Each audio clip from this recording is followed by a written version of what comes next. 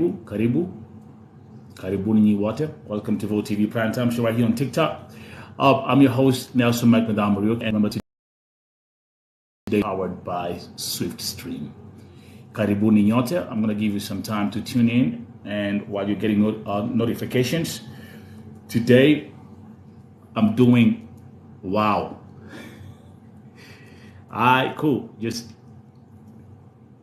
That was fast. That was pretty fast. Kwani amlali? That's good. So those who are coming in here, don't forget to share these workshop. Let me see. Harriet, I can see saying hi. Nelson, Tunde Kazi, Wangare, karibu. Those who are tuning in, once you get here, make sure that you share this broadcast. Today I'm doing the Gulf workshop Q&A for Saudi Arabia and Lebanon, and also I'm gonna give you an update about the case which I hosted yesterday. Over 10,000 people tuned in last night on that serious case which I had yesterday, and I'm going to give you updates on where I stand today and how things are going on. Twende kazi. Hi, karibuni, Judith Akoyo, everyone, welcome. I truly appreciate you. God bless you, whatever you are. And also today, what I'm going to do is I'm going to be hosting guests as usual. Kwa hivyo kama uko na maswali ambayo ungetaka kuuliza, kama unataka kuja hapa kusema kitu hapa kwa Vote TV Primetime Show, you can join in. This show ya leo is dedicated to my fellow Kenyans who are working in Saudi Arabia and Lebanon as I host this workshop. I'm going to give you updates again. Vile nimekuwa nikiwaambia kwamba the State Department, what they're saying on their page, what they're updating me on this end, what the Lebanese consulate is also updating me. Kwa hivyo karibuni ni wote. Mimi kama wasi you tunde kazi Maija Kachi. Hizi majina za TikTok pia unifurahisha saa zingine. And of course, if you're new here, keep on following Vote TV. This is where it's happening. This is where the magic is happening, and that's why we keep on growing at this pace. We are growing at a fast rate, and I thank God for that. Okay, it's not about the numbers; it's the impact that I make here. Jana, again, I repeat, a mind-blowing broadcast, a mind-blowing live stream. Jana usiku, over 10,000 people joined in. Amazing. Twende kazi. Thank you very much. Naona Ruth Potashi ameshare. Share. Mtoto wa dadina kuona say Gakware, I need to say hi to you. Long time. Twende kazi. I've always been here. Like I'm saying, no one is putting out content at the rate which I'm putting out content. Just on Vote TV YouTube right now, I'm putting out 164 episodes a week. Okay, shout out to my Vote TV YouTube family, those who have subscribed to the channel. It's amazing, and right now as I'm talking to you, we've already crossed the 30,000 subscribers, and we are heading to 100,000 subscribers. We need to bring this plaque nyumbani. Mary, come out. Twende kazi. Beatrice Wangari, thank you for sharing. Keep on sharing. Leo kama nilivyosema niko na workshop, nafanya hii workshop ni the Gulf workshop ambayo nitakuwa nafanya hapa kila wiki. I'm doing this workshop here on TikTok and also on YouTube. If you have any questions, nimesema ya kwamba mambo imebadilika. Serikali iko Vote TV. Okay? My collaboration with the State Department is working perfectly. My collaboration with the consulate in Lebanon is working perfectly. Kwa hivyo, kama sasa kuna mtu akona shida pale Lebanon na kuna serious cases ambazo ziko Lebanon, I am in a position to directly communicate with the ambassador. I'm in a position to directly communicate with the deputy ambassador. Okay? And that's why kila siku mnapata tumekuwa msichana kutoka sijui wapi, tumekuwa msichana sijui kutoka wapi. Mambo za majeneza imetuchokesha. Ya mambo imeisha. Okay? Kwa hivyo leo hii kwa show ya leo, I want to bring the guests here. Unakuja hapa na ukiingia hapa, let me actually give you another disclaimer. One thing, you tune your camera on. Come with your camera on. Okay? I don't like doing this, especially this is something which is very common. I see it's something which is very common here on TikTok. I don't like doing interviews on audio. Karibu, nani ameingia? Mambo. Poa sana, karibu. Nani huyo? Mimi naitwa Sheba. Sheba. Okay, again, wale ambao wanaingia, can you please make sure you turn on your camera. Sema Sheba, uko wapi? Mimi niko Saudia. Okay, ongea Sheba. Kuna dem by the way yake friend wangu akona shida hapo Lebanon. Oh, okay. Lebanon is Lebanon nini inaendelea? Anaitwa Esther Buyaki. By the way amefanya kazi for 3 months hajalipwa. Alafu akiuliza boss anamwambia eti mtu mwenye amezimamisha hizo pesa zako ni agent. So ameshangaa niache agent anaweza simamisha pesa zangu na mimi ndio ninafanya kazi. Okay, hapo nakwambia tu hapo I can tell you it's a very easy thing. Nyie watu ambao wanapelekwa Lebanon, watu wanapelekwa Lebanon bila kufanya research kwa ground, na nimekuwa nikiambia watu hapa kwa muda mrefu. Agencies mingi za Lebanon haziko registered. Unajua hivyo my sister? Hizi agencies mingi ambazo zinapeleka wasichana Lebanon haziko registered. Okay? Na ndio unapata ya kwamba wakishafika Lebanon hashughuliki. And how comes kwani agent ndio analipwa pesa? Ati si ndio napanga alienda kuuliza agent akamwambia umbwa wewe fanya kazi ama niambie huyo Mwarabu akunyanganye simu. Ndio hiyo. Hao ni maburukenge. Wacha nikwambie kinagaubaga. Hao ni maburukenge. Hao si agents. Huo si mtu ambaye akona agency. Huyo ni broker, my sister. And you guys pay attention. Tumekuwa tukiambia watu vile watu wanapelekwa mkisafiri Lebanon, mkifika pale airport mnalipa pesa ndio mvukishwe ndio muingie ndege. Why? Because all the documents which you have are fake documents. Nimekuwa hapa nikiambia watu, point number 2. Unafanya kazi aje miezi 3 bila kulipwa na unaendelea kufanya kazi. Unaona? Hii mambo ya woga ya wasichana kuwa na woga na kosa kuongea. Tumesema again, it's God's kingdom. In God's kingdom there's nothing like fear. Kwa hivyo tafadhali ametafuta usaidizi so amekosa. Kama leo amenitumia voice messages ameniambia akisijalipa nimeenda kusearch, yani mtu mwenye mwingine tu anisaidie, mtu yeyote. Kuna grupu alikuwa ameambiwa ingie, hiyo grupu akanitumia message akaniambia sijui walimtupa nje, so yani ana mbele wala nyuma. Okay, very simple. Okay, this is what we're going to do. Na nimekuwa nikifanya hizi workshops pale kwa Vote TV YouTube for the longest time, and nitakupatia my advice. Wangapi wako hapa wana watch broadcast leo ambao wanafanya kazi Lebanon? And meanwhile nitaleta guest wengine. Welcome everyone who's coming here. Now, unisikiza my sister, this is what you're going to do. Wacha kwenda kuingia kwa hizi groups. Wacha kwenda kuingia sijui kwa wapi. You are wasting your time. Number 1. Nimwambia serikali iko Vote TV.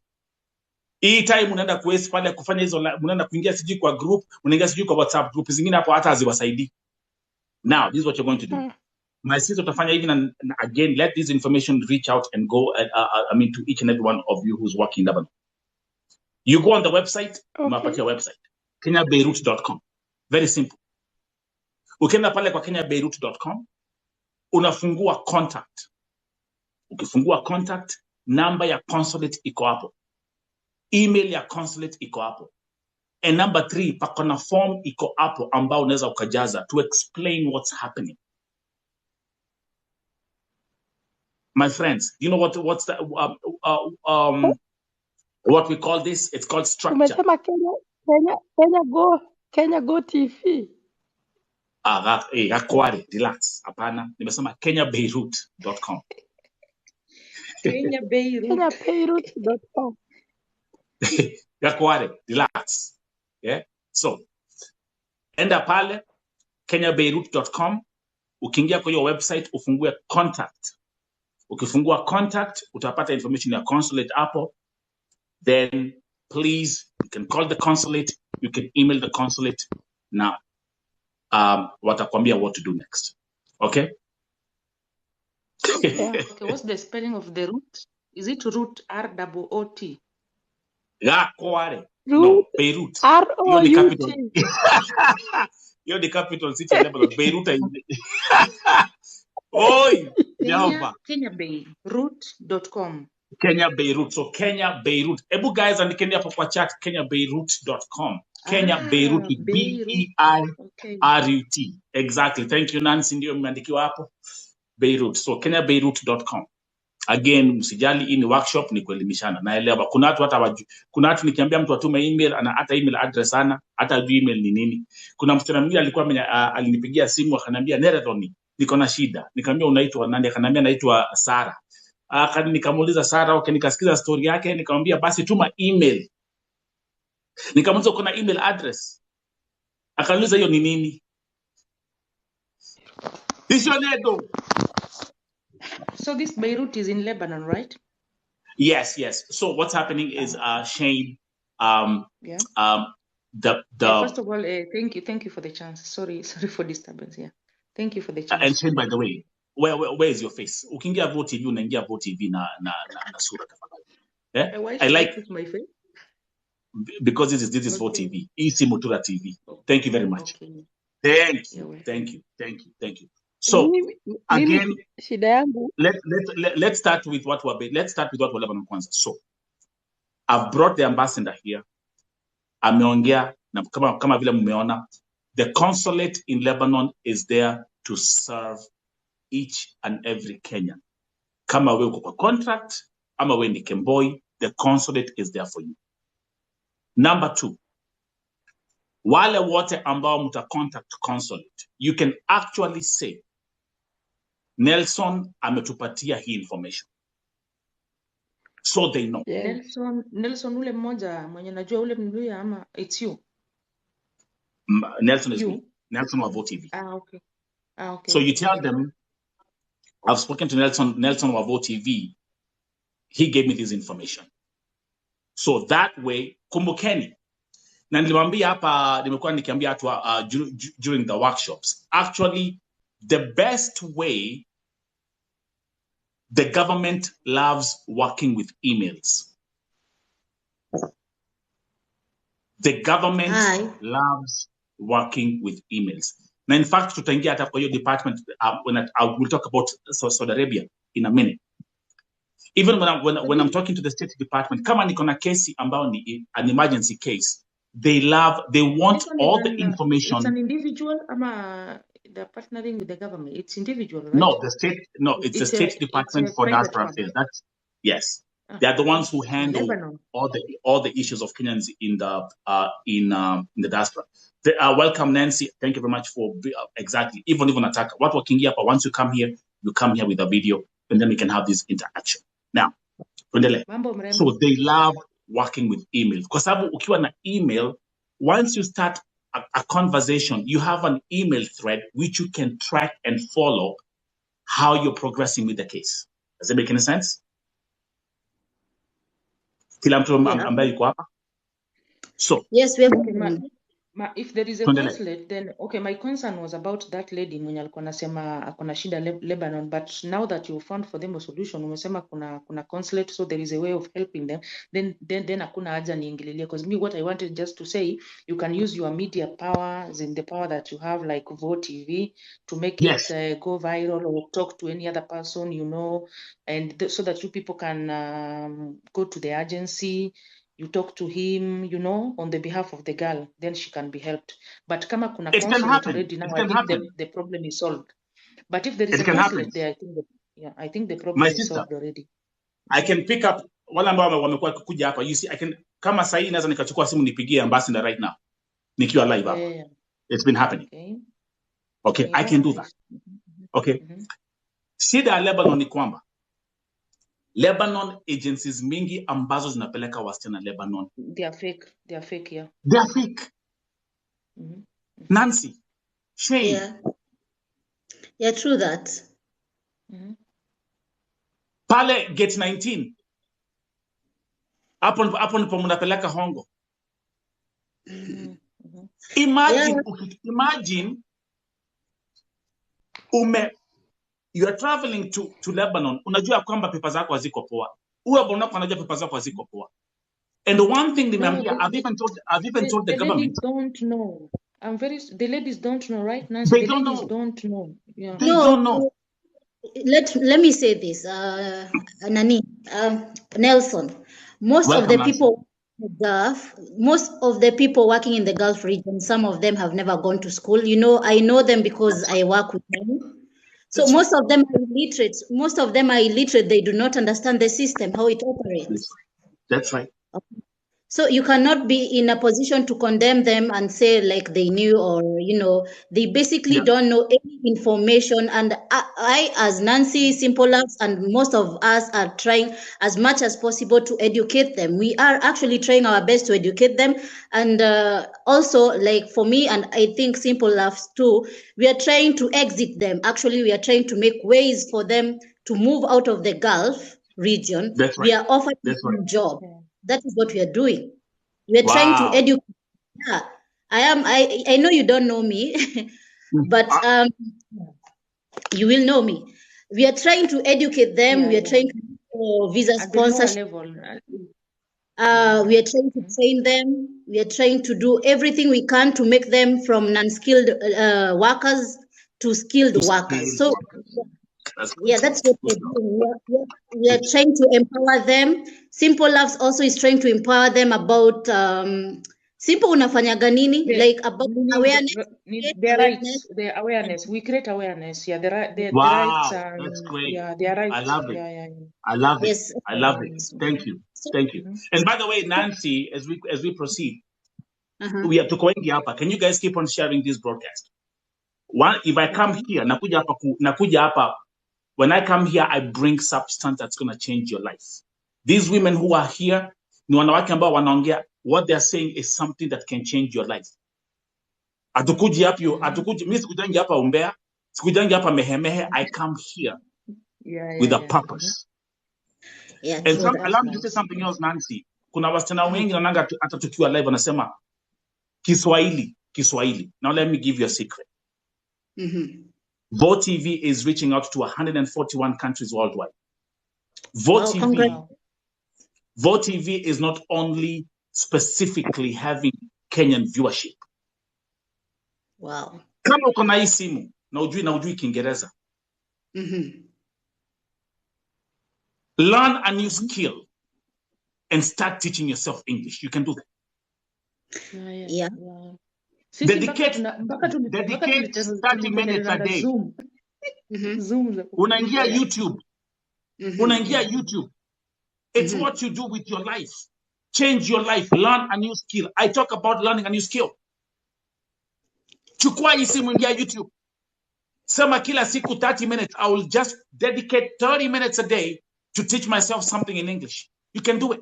Yeah. There are free English courses on YouTube. Jifunze mami. Jifunze mami. Okay, anyway, Nancy, proceed. Yeah, so Nelson, let me say I'm proud of the work you're doing. You know, we are Kenyans, and I think it's a global network, although for me, I see it as a calling, because whatever Simple Labs does, whatever I do, whatever you do, it all adds up to saving people's lives. Thank you. And I think, and I believe we are building a great, I don't know, we are changing these people, and I think we should continue empowering them. Absolutely. Yeah, you know what happened when we realized that when the agencies wakichukua hawa wasichana, most of the time wanasema wataki wale wenye wako Nairobi, wanaenda kuchukua wale wako nyumbani ushago, because they are not informed. So they will take them, then they kind of say that they are training them, but they don't train them on what they're supposed to know. They train them on what they want them to know, how to respect Mwarabu, how to kufanya kazi vizuri, how kupanguza nyumba vizuri, usifanye hii, usifanye ile, lakini hamwambii rights zake. So when this girl gets to that, wherever she's going, whether it's Saudi or Lebanon or wherever, she has that fear. Hata kuongea hawezi ongea. The contract wanasainishagwa pale kwa ndege. Hawapatiwi time ya kusign, and it is written in the Arabic, it is not written in English. Hawasomi. Yeah, because she's from home, she doesn't know anything to do with the contract. Hajai sign anything like contract in her life, you know. Ashaambiwa unaenda kupanda ndege, so akona hiyo nini hiyo, wewe napanda ndege, you know. So she's happy about it. Naenda kupata 30,000 and above, and she's happy about that. When she gets there, she starts being mistreated, and she become like frustrated and the rest. You understand how the story goes. So we created these platforms of late, like for example, my platform is only to inform them of their rights and their responsibilities. So many contract yako imeandikwa, lazima upumzike, contract yako imeandikwa, you have a right to go, you can go home at this time, you are supposed to be paid the whole of your money, because the agents made them believe that kunyimwa chakula, kunyimwa pesa na kufanyiwa all these things is part of the work, which is not. They don't tell them. They don't even educate them, you know. That's right. So we've been trying, yes. Nimekumiss mama yake. As we continue, let me remind you guys again that this Vote TV Primetime Show is proudly powered by SwiftStream, and I'm very glad what God is doing on this platform, and what we are doing to our community as we continue to grow. Now, there's knowledge. Knowledge is powerful. Knowledge. Let me tell you something. Knowledge is powerful. Yeah, true. Knowledge. Yeah, knowledge. Yeah. Now, actually, you can see I can see my moderators are happy. People like Moses Kokachi and people who have been coming here for the longest time. The system imejengwa ama imeundwa to train you to have something we call slave mentality. True. Not to have a boss mentality. Ukienda kwa Mwarabu, wetu tu yes Gakware, yes Gakware, please, yes. Become a slave. It's because you know your rights. I'm saying Okay, I'm saying this. Most of the problem is these people don't know about their rights, and then the agents themselves, they make sure they do not understand their rights, and that is partly to blame the government, because I myself have seen their contracts, the previous contracts. Okay, Nancy amehan kidogo. Shane, you're still there? Yeah, I'm still here. There is nowhere they actually stands for, like, protect them. Yeah.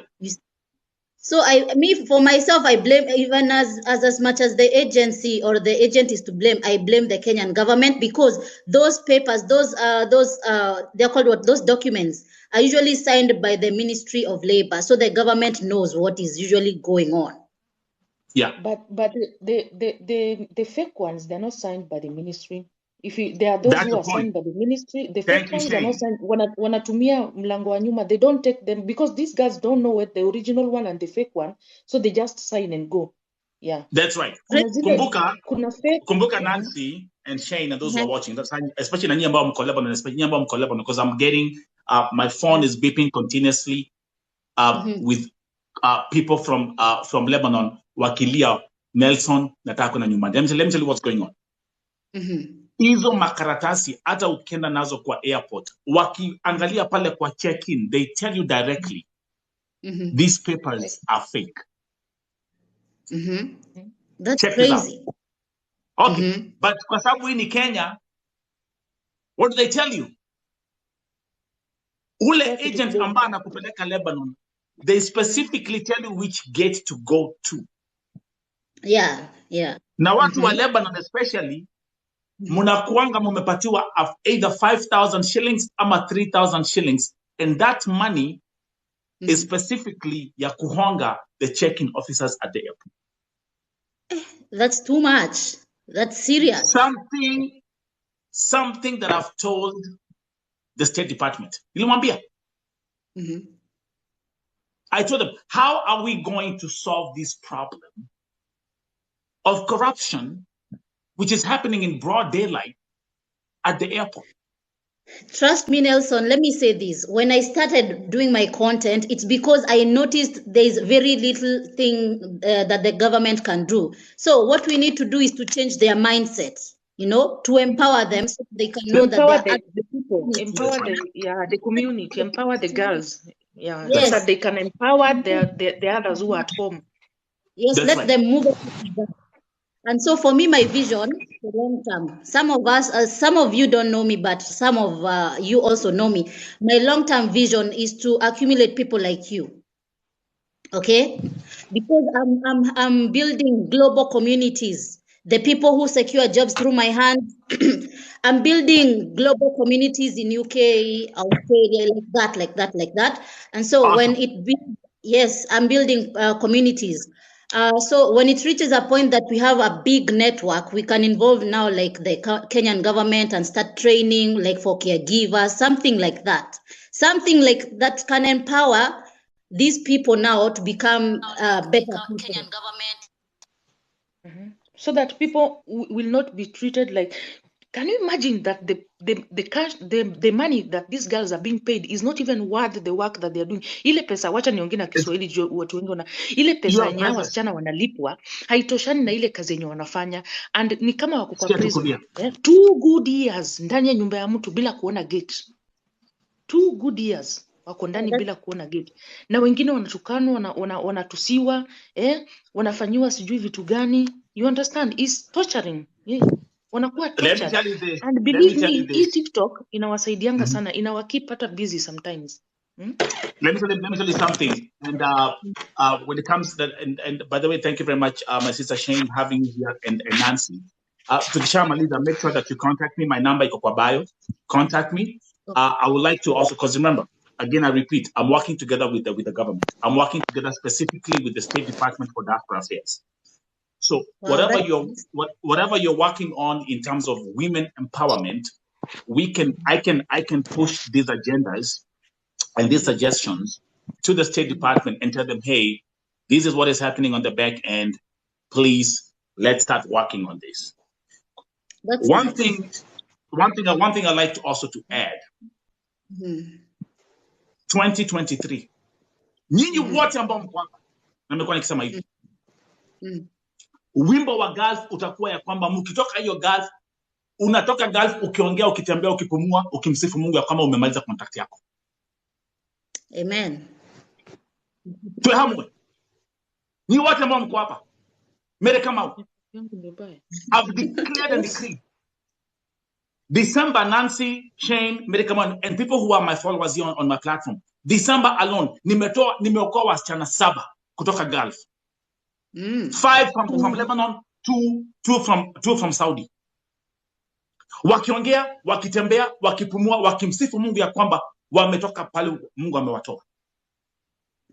Glory be to God. And there's one thing I want to say here specifically, and I said it on my VoTV YouTube show. It's such a shame. Ati nikiokoa msichana ambaye ametoka Gulf kama ako hai. I am organizing vile watana kuchukulia kwa airport peke yangu. Hakuna mtu mwingine. But watu wakisikia kuna mtu amekufa, watu wakisikia kwa majeneza inaingia airport, utu tu YouTuber na tu camera store na tu backpacks, mtu amebeba kwenda kupigania pale, kwenda kupiga picha za majeneza. Hii mwaka mwekalia moshana moshi, mkae nyumbani. Na kwa sababu nilianza my sister Elizabeth Wairimu, nimepigania maiti yake imetolewa imetoka Saudi Arabia.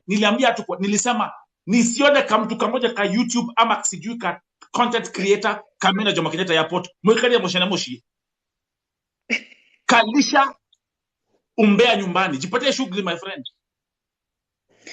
because you don't understand the pain we go through. Yeah, I know. Niko hapa naongea na wazazi wanalia, niko hapa naongea na watoto wake wanalia, niko hapa naongea na serikali, please saidia. Nyinyi mmekaa tu hapa tu nyumbani mnangoja tu majeneza ifike. Kama hamwendi kuwapokea wakiwa hai, msina kuwapokea kama wakiwa kwa majeneza, don't do it. Yeah. So sad. Niongeze volume ama nishukishe volume? Ongeza. Microphone volume na watolewe wote huko Lebanon. Mtu amalize contract atoke. Nancy, microphone mshahara kadama Saudi mwaka mzima. Volume iko poa ama iko poa? Iko poa. Ongeza. We are tired. Yeah, we are tired. I'm actually tired. I myself am tired. That's why I decided, like, let's get these people the hell out of the Gulf region. Let's just offer them let's offer them another solution. Yeah. So what we're going to do is, again, hizi workshops tutakuwa tunazifanya hapa kila wiki.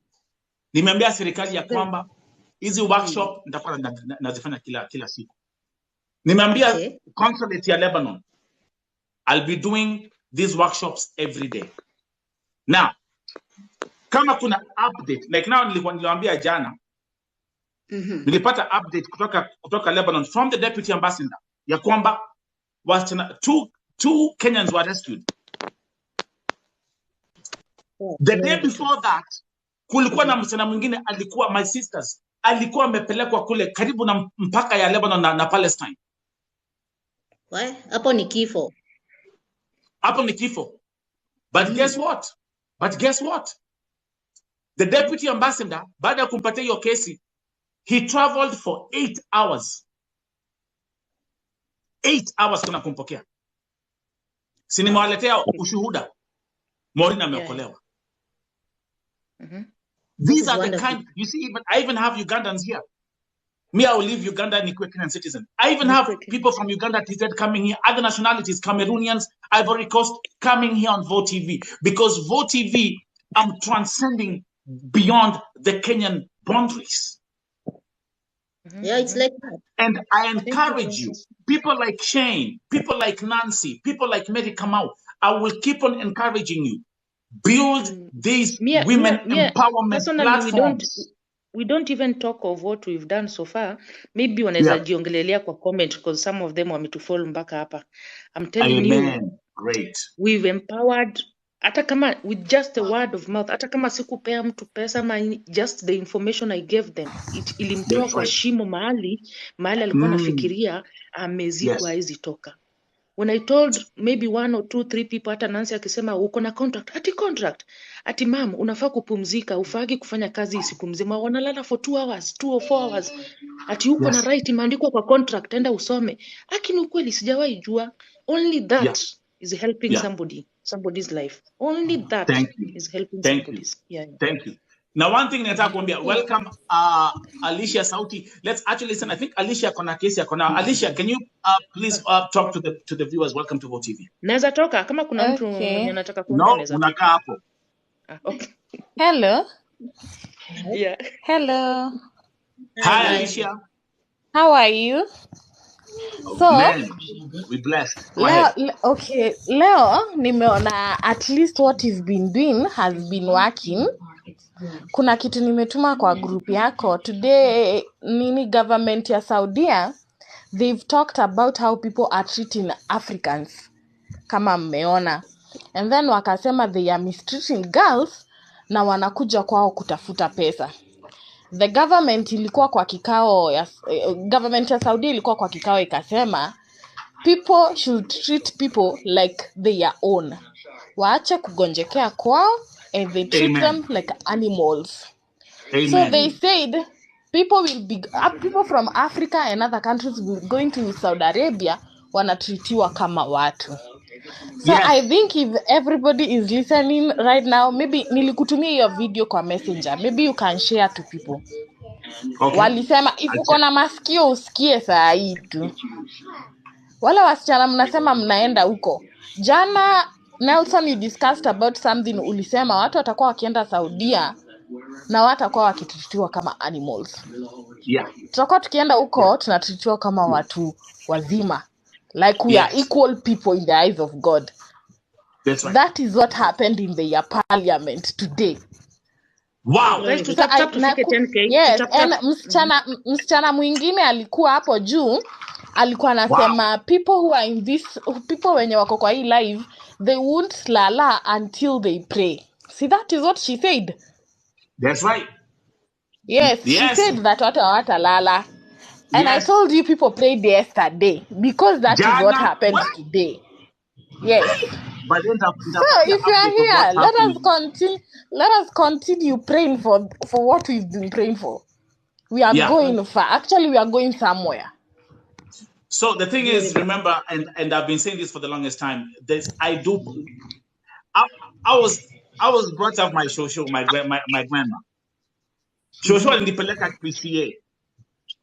And if there's one thing I will always remember my shosho for, shosho used to tell me hata nikiwa mtoi, medhamo mutaratara. Structure. Yes. Having a structure. Hakuna kitu muhimu tukiwa na structure. So let me actually give you Nelson, yes, Alicia. He even said one of the government members said people are being denied access to hospital if you are an African person. Which is true. He says that from now on nobody will be denied the right to medication. Amen to that. Even if you come from any other country. Amen. That is what they say. That's good. You see what God is doing? You see what God is doing? I want also to remind you that change is a gradual process. Change never comes overnight. It's a gradual process. And for you to be able to follow the gradual process, you need something else called patience. True that. Kumbukeni hata wakati simnasemanga Bible. Sinyi ni Wakristo na pia we also have Muslims. Yeah. Hata wakati watoto wa Israel walipotolewa pale Egypt, it was a process. True that. Moses had to do the first miracle, the second miracle, the third miracle, the fourth miracle, the ninth miracle. Hata na baada ya wao kutoka, Farao alisema hapana, go and get those people and bring them back. Okay. The one thing that where we are going to win is with one simple thing called education. Kuelimishana. Yes. Now, let me walk you through. Let me give you a quick transcript from the State Department, and this is something that they share with me directly in Wambia. Okay. Unapitia shida kwa Mwarabu, mwajiri wako Saudia. What do? You can send an email. Guys, let's go back to class. Now we are back to class. Mary, come out. You know how we run this thing. Let's go back to class. Kama unapitia changamoto kwa Mwarabu na mwajiri wako, do the following. Either you or your family members. Do the following. Send an email to diaspora@mfa.go.ke. Write this email down. Diaspora, I'm writing it down actually. Diaspora what? diaspora@mfa.go.ke. Tuanzie hapo. Na nyinyi ambao mko hapa nyinyi wote ni moderators hapa. Mtu akiingia atukitangi hapa mongezo. If it's workshop time, everyone participates. So, diaspora@mfa.go.ke. And what do they need? Pay attention. Thank you, Mose. Mose ako hapo. Kazi imeanza. Let's go. The workshop is running. Oja kidogo, let me pin these right here. Okay. Umeandika? Nova is here. Nova, how? Okay. What about class? I'm ever ready. Next. The next thing that you have to do. Hello, make sure umeandika full name na passport number yako. Full names na passport number yako. Let's go. Grace, guy, I'll bring you in. Najua there's something you want to say. Now, point number 3. Okay. It says, give a detailed brief of what is happening between you and your employer. Kwa hivyo and by the way, guys, you can also write it in Kiswahili. Wanaelewa Kiswahili. Yeah. Number 3, na hapa ndipo panakuanga na mushkila. Hapa ndipo panakuanga na shida. Unawaandikia majina ya contacts wa mwajiri wako, your employer, agency wako wa Kenya, na agency wako wa Saudia. Wanaitwaje? Okay. Employer wako anaitwaje? Agency yako ya Kenya inaitwaje? Na agency yako ya Saudia ama Lebanon inaitwaje? Okay. Now, do you know what the problem is? Check this out. Over 50% of the victims don't even know the name of the agency. What? Yeah. That's and the crazy. agency, some of them are not even registered. Over 50% hawajui hata agency yao inaitwaje. Ukweli masiku unaona? Angalia hapa. Angalia the comments. Yeah, mimi hata mimi sijui yangu inaitwaje. Angalia, look at the comments. What is it? Over 50%. That is crazy. That's the first thing you need to know. Kwani mulikuwa mna sign contract you need to know that before you enter a place. Angalia, Jenny kama anasema, I asked my madam ajui agency yako anaitwa hivi. She doesn't care. What the hell are they talking about? There you go. There you go. For TV, can I speak please? Naweza ongea please. Tunatoka saa hii boss wangu akisikia naongea ataanza kelele. Okay. Ongea.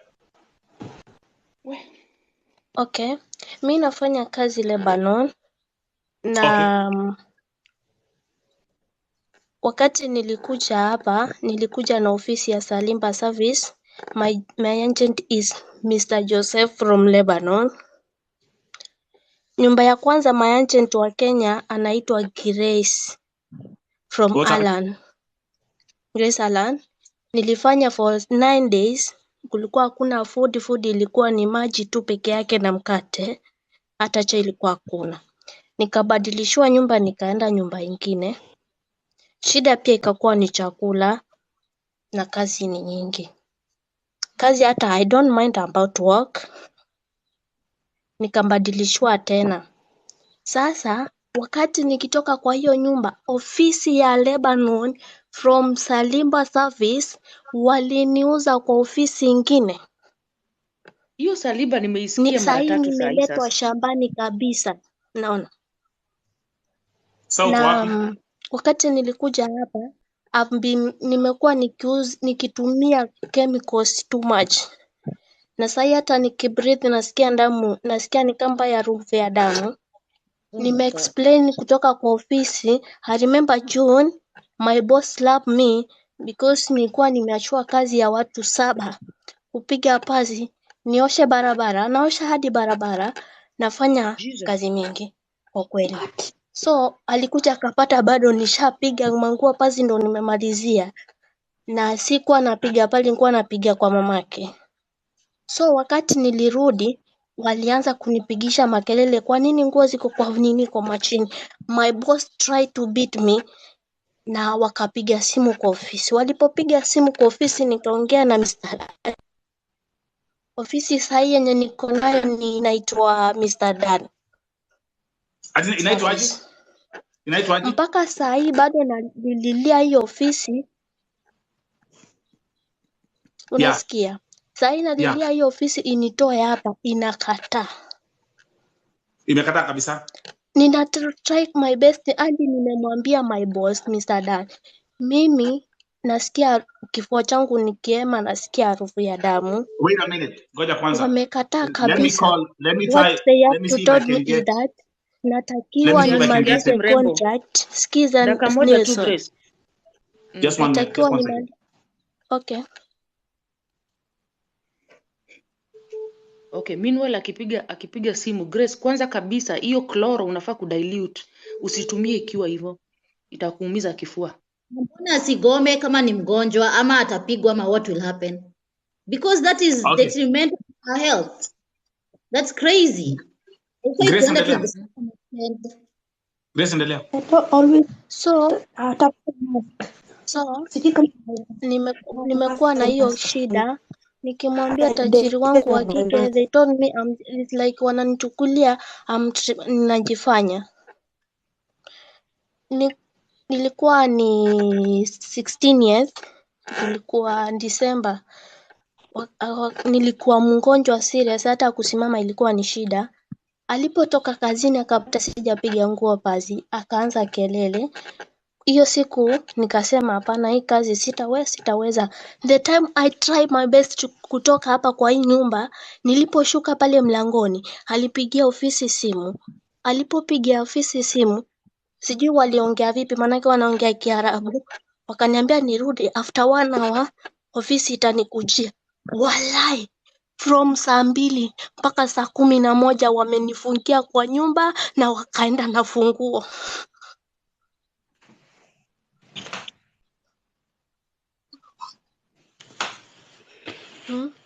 Hiyo ilikuwa ni December. Tukakuwa nalilia ofisi. At that time wakaja wakafiliwa.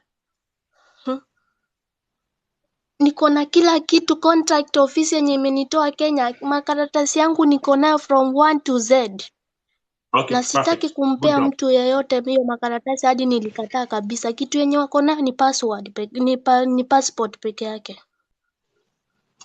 Okay, let's do this. Those who are watching here, tutatumia the case ya Grace Wangai as a perfect example.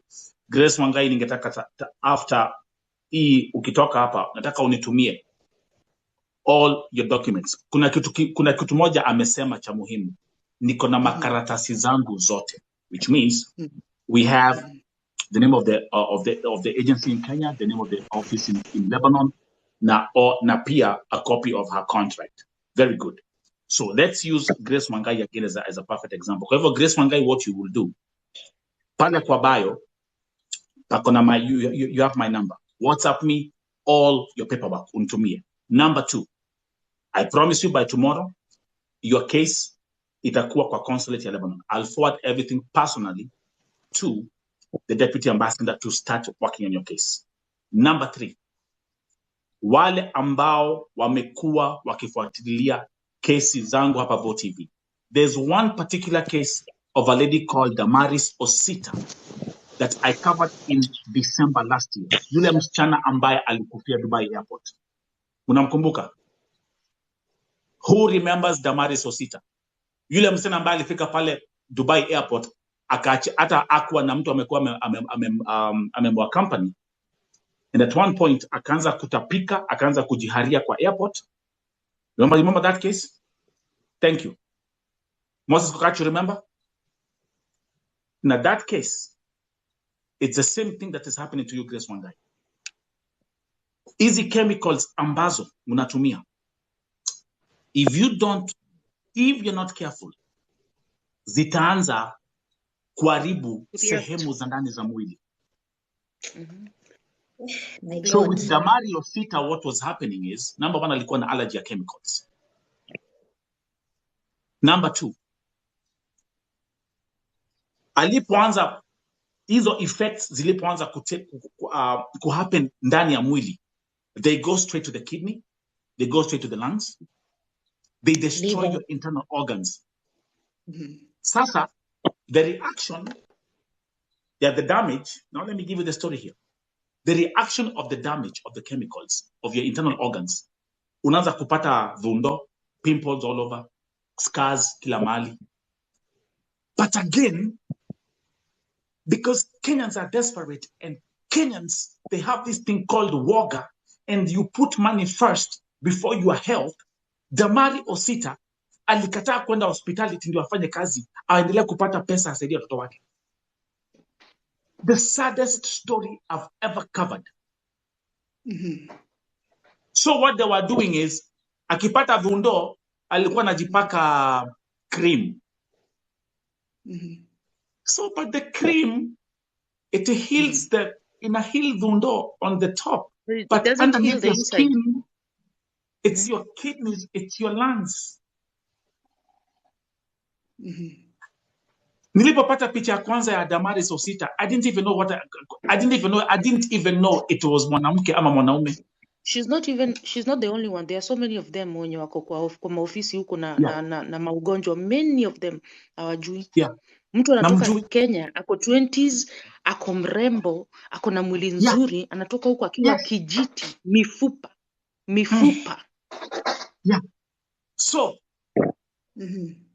the same thing with Grace. Umesikia vile amesema mambo za kupumua. What does that tell you? That means this thing is going imeanza kuingia kwa lungs. But what I will do, and I'm again in Evo TV, I'm always focused. There's a structure here. Okay. The good thing akona documents zake zote. So what's going to happen is by tomorrow, akintumia hizo documents, I'm going to push that case to the consulate directly. Remember, you know what? Let's get Grace out of that house. Wacha sasa watu wa Lebanon niwaambie why Lebanon is so easy for me to deal with. Once the consulate gets your case, the consulate inaandikia Ministry of Labor barua. The consulate inaandikia the court barua. Wanasema we need written authority kwenda kuchukua msichana. Okay. Now, people like Mary Kamau, those who have been here, those who saw case ya Esther Wairimo. How was I able to rescue Esther Wairimo? Yule msichana ambaye alikuwa ameshikwa cha nguvu na Mwarabu na anatumia chupa. You saw that story, case ingine mbaya sana. I saw that on YouTube. So, is it YouTube? Facebook. I was able to rescue her within 6 hours. Kwa sababu wakati, again, the good thing was Esther alikuwa na makaratasi zake zote. So wakati consulate said, Nelson, send me the information, it was there. Na hiyo authority ilitolewa. Thank you, Mose. One of the fastest rescues I've ever done on Vo TV. Wakati the court ilipata hiyo document, walisema, go and pick her right now. Right now. Huyo Mwarabu, he's very powerful in Lebanon, by the way. Very powerful. Bibi yake anafanya kazi na embassy ya India. The consulate ni Mwarabu. Ni Mwarabu. Okay. But the power of having a system, and I promise you, I will update you.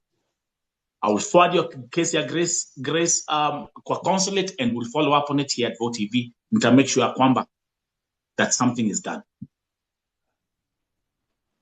Tuko pamoja? Yeah. Na watu waache kwenda Lebanon. Lebanon out kabisa. Don't go. Let me ask you, Nelson, what about what are you doing on the ground to ensure people that are in deportation centers are, Nancy umepotea. Nancy umepotea. Okay, thank you Sheni Kopa. Mary Kamau, Mary baadaye salimia watu, waambia watu pahali ulipo ndio watu waendelee. Mary Kamau has been one of my longest followers on Vo TV for years and years and years. Mary Kamau, salimia watu, tell them where you are. Tap the screen please. Aki tunaha. Tapini screen. Nelson Nama amesema iko kwa watu wa shida ya network somewhere. Yeah. Watu wa tap screen please. It's very interesting. I've never used the word tap screen, but we always do numbers. Your tap screen nafanyanga nini? No, it ensures I don't know. Inakuanga tu ya kunini ya ku make the live kwenda No, what I always advise, like, again, it's different because when you're doing YouTube and when you're doing TikTok, it's two different platforms. They have two different algorithms. But you come here, we are bringing substance that's going to change your life. Share as much as you can. Like now we have, okay, let me give an example. We have over 200 people who are watching this broadcast right now. Because suppose we're over 200 shares. Okay? Yeah. Kwa hivyo, reached hapa. Mimi na Nancy tumekuja hapa na watu karibu 100 and something. They were 80 before. yesterday, the people who were here yesterday, yes, by the way, let me tell you, yesterday we made history yesterday. 800. So I got the report after the live stream. We did 11,000 people watched the live stream last night. Wow. 11,000 people. Wow. Now, let me give you some updates for your case. Tuendelee. Yeah, tuendelee. Mimi naendelea kutap screen. Endelea kutap screen, my sister. Tap Nancy and those who are here. Mercy, come on. And again, I'm also taking questions. Kama kuna maswali, you can come here as a guest. Tuma guest request. Kama unapitia changamoto Saudia ama Lebanon, please, this workshop is for you. This workshop. Okay, kama uko Lebanon, kuna consulate, maybe you just give them the number. Kuna consulate mwenye anaweza wasaidia. Kama uko Lebanon, uko na shida, unataka kutoka, contract imeisha, hakuna vile uende, agent amekulenga, unaweza toka.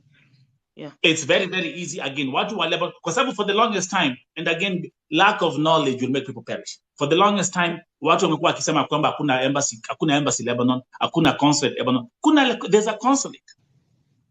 Yeah. And that's why I had to bring the ambassador kwa show yangu ndio watu waone na waambie. Unaona? Is there embassy? There's just a consulate, but embassy hakuna. There is an embassy. See, the thing is, my sister, there's no. It's like even like Dubai. Dubai, there's no embassy. It's a consulate. Okay. But the consulate serves the same, plays the same role. They play the same role. There's no difference between a consulate and an embassy. Yes. Yeah, Those who are new here, if you're new here on Vote TV, continue to follow the page, follow the profile, and the only challenge on TikTok, for example, Nikuja TikTok Live, it's not like YouTube. You know, YouTube, I can put the slides up, I can show you the other screen, I can properly educate you and you can be you can be taking notes. Okay? So guys, I understand that's why I have to do YouTube and TikTok live stream separately. But also, please subscribe to Vote TV YouTube, link kwa bio, so that you can see now the classes, how I'm running them. Okay? Come on to Lebanon. If I'm explaining to you, get on the website. That's another screen, which is showing you the website. I'll be showing you exactly how to do it and teach you as we go. Okay? Okay. If that, so somebody is asking a very good question. Is there amnesty this year? I kind of talked about amnesty. We heard about it, then it got lost tena, tukaambiwa inakuja, watatangaza. Maybe if you know something about it, unaweza ongelelea. Yeah. Now, the one thing that Dr. Alfred Mutua did when alipokuja Saudia, he made the application for the amnesty. So that was done. So again, remember, what did I say? Change is a what? Change is a gradual process. Okay? Yeah, true. So the first step has been done. So all I'm waiting for, all we are waiting for, I know that just like how we're waking up every day and there's a new breaking news somewhere within the government. Now, let them work on it, and I'm sure they will announce it. But they say, hey, we declare amnesty officially as the government of Saudi Arabia. So patience. Another thing that, and this actually I was told directly by Honorable Roslyn Njogu. Sakan is open. Mumesikia nyinyi wenye mnanitusingi nikitengeneza video. Uongo. Wenda kwenye TikTok ya Europe. Natukanagwa. Lakini nimezoea.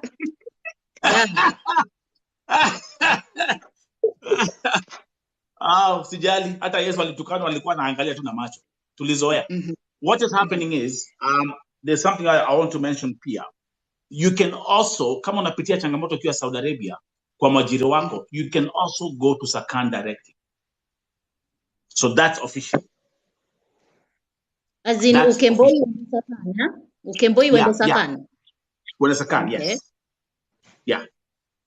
Okay. What about safe houses? They used to say that they have safe houses for Kemboys. Does it even exist? So they've set up a budget of creating these safe houses officially. Okay. Lakini, the budget is there. Isha allocatiwa. So again, what we're waiting for, I mean, safe houses will not be built in a day. Yep. It's crazy because 2015, nilikuwa na America more you're here. 2015, what was I saying about Saudi? I was talking about safe houses in 2015. See where I'm coming from? Yeah, safe houses. Hata nilikuwa naambia serikali, don't even think big about building something. Just rent some apartments in Riyadh. Exactly. Why should they even build? They can't even build. You just need to rent. Rent some apartments. Anza na maybe like moja ikuwe na 6 rooms. Start, you just take one baby step because you allocate the money for that project. Alafu, you start from there step by step. What about the embassy itself? The embassy itself is the one that is supposed to be helping people. What is it doing to support these people's lives? The embassy itself is the one that should be like a safe house. So, what's happening is, again, the embassy is also now. Me personally, I've always been having issues with them. But now that we have a new government, we have new people who have been taken there. Actually, Honorable Roslyn Jogu was there last week. So the embassy is committed to saying we will actively, we will get active, we will be active kusaidia wasichana wetu. In fact, one of the hotline numbers that we have near the embassy, which I've been giving people, I think nitapatia tena. Okay. I'll give you the number ambao pia unaweza ukapiga kama unapitia changamoto. Nancy anakuanga ready. Nancy, you're like, you see, andika utanipea. When you come to Vote TV, ukiingia Vote TV, una make sure uko na kalamu na karatasi. I tell people that all the time.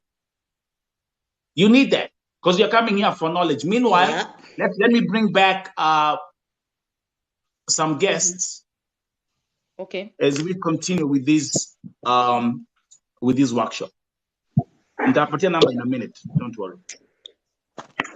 But imagine, Nelson, the situation on the ground is crazy because when you look at the map of Saudi Arabia, you can tell that Saudi Arabia is very big. It's huge. It's vast. It's like Saudi is like America in terms of size. The country. The size of the country. Okay. Now, again, nobody sent it to me. Breaking news. Actually, I'm getting this from the State Department. The State Department has said, let us spread the word to help any Kenyan in distress in the Kingdom of Saudi Arabia. Now, again, this is a reminder. Let's go back to class.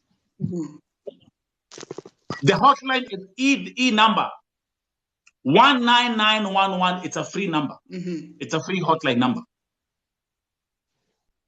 What was Saudi mko wapi? You call with whichever line. So you call with or what? How does it operate? You call. So they have to try that out if they can call it with their Safaricom number. Okay. Okay, sawa. What was Saudi mko wapi? Now it's your turn. Okay, twende kazi. Andikeni number. Thank you very much. Hotline, your hotline number 19911. It's free. Now, hii number, by the way, hii number ni call center ambayo iko Saudia. Thank you guys. Muko. Hey, unawaona vile wako wengi. Sawa, tuendelee. Mikono juu. Call 19911. It's free. Thank you guys. Twende kazi. Nancy. The second number now, the one for the embassy, the second hotline you can call, ni plus 966. Okay. 500. 755. Okay. 060. Okay. Where Okay. Jen, your number manika hapo ni wrong. Don't write wrong numbers over there. It's not 10011. Hiyo umesikia, hiyo ni yako umetoa wapi? Nimesema 19911. Okay. Thank you. Okay, good job, Mose. Thank you. Amazing. Amazing. Do we have any questions? What was Saudi? Any more questions? Make sure hizo namba zote mbili. Make sure hizo namba umepatia mtu wa familia nyumbani. Make sure bwanako, side piece, pango wa kando, mubaba. Side pieces. De wadoka. De kwa nyitana. Nikianza kuongea hivyo watu wanaanza kujipatia shughuli. Ningia kwa Mose, ningia kwa Mashu. Nijui. Ndio hiyo. Mubaba. Side piece. Side cake. So, in other words, talk about mambo za kuelimishana. Sitaki ati nikiingia TikTok napata mtu tu analia tunafanyiwa, tunasubuliwa, tunafanya. Alafu mnazima live stream, alafu you just go to bed and sleep and wake up with the same problem. No. Yeah, side good. What you should be doing is now the language should be, unapata shida. You know what you do? Kazi ni mingi, basa ni bachache. Call 19911, report your case. Simple. Simple. Hakuna kubembelezana, biashara yako na Mwarabu ni pesa na kazi. That's right. Period. Number 2, call the embassy. What's the number? +966 500 755 060. Call the number. Simple. Because the biggest mistake you guys have been doing the whole time, unapata hii TikTok, kuko na live stream kama 1000. Tap. Kulia tu tap tapping for what? If there are no solutions. You tap, you cry the whole night, you go to bed, you wake up the next morning, the same problem, the same story. Hii tap imekuwa wimbo, tap, cut the taps. Now let's solve problems. Angalia, the same thing. You see your mentality. Your number I ever say hawachukuangi gakware. You know what you do? You have the other number. Either you call again or you call 19911. Or kama ifanyi kuna email. Email us at diaspora@mfa.go.ke. What's your excuse now? They don't have a fucking So what do you do now? Watu wa kulia mko wapi? So what do you do now? Ukiandikia wazazi wako ukiwaambia mambo za shida, unaambia okay, you know what mom, dad, fanyeni hivi, my brother, my sister, fanyeni hivi. Pako na hiyo email, ebu tafadhali tumeni email, vote hivi walituambia. Andika email diaspora@mfa.go.ke. That's the kind of language I want you people to speak eloquently when it comes to dealing with what we have. And I promise you, if we do this every single day for the next 3 months, hii girls itakuwa girls mpya. Kabisa. Thank you. And now, do you know now what we're going to be focusing on? Okay. I'll be saying we are doing a Gulf workshop about investment. We're doing about a Gulf workshop about how to build financial legacies. We're doing a Gulf workshop about this. See where I'm coming from? Yeah, true. Yes, yeah. That's what I do actually in my lives, and together with Nancy, that's what we do. Good job. Okay, you have money, uko na pesa. Don't just be giving your parents, unatuma, unachapa 2 years kazi, unarudi nyumbani hakuna kitu. Yeah. You have not invested in anything. Hakuna plot, hakuna nini. Unarudi tena, unachapa kazi another 2 years. Unarudi tena 10 years. Hata plot hakuna. Yeah. So, tuko pamoja.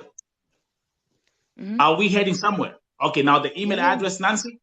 Everyone, now actually, you know what? Because I have someone who's writing. Nancy, everyone email address. Which email address can they write? Can they reach the State Department? Wapatie email address tafadhali.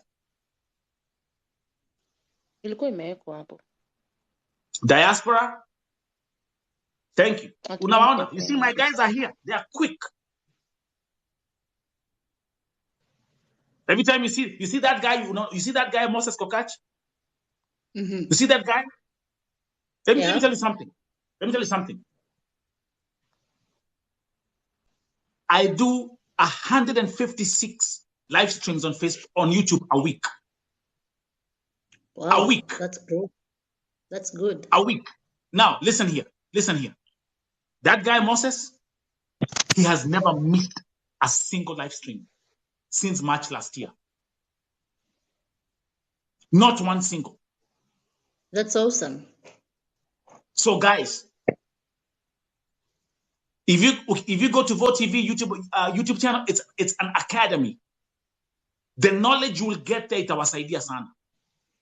The interviews I'm doing there with the parents, wazazi, watoto, no one can touch my numbers right now. Not one single person on these streets can touch my numbers. Wow. Ulisema No one. wale wa YouTube ya wakae kwa nyumba, wale wanakujaga wajipatie shughuli. Wajipatie shughuli. YouTubers wadogo. Wajipatie shughuli tafadhali. Chukua kamera au utafute mti avocado upige video, document how to grow avocados, my friend. Jipatie shughuli.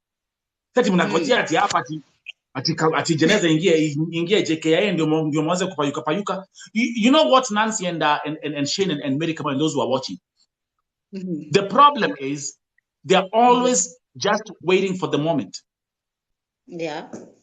Hawajui wazazi, hawaongei na wazazi, hawaongei na serikali, hawapigani. They don't know nothing. All they know is, kuna maiti napika JKIA, oya bagi, oya camera, chukua camera, let's go to the airport, please, today. Today they are coming. Come on, man, give me a break. That's how the system operates. Bad news is good news, and that's what sells. But you know what?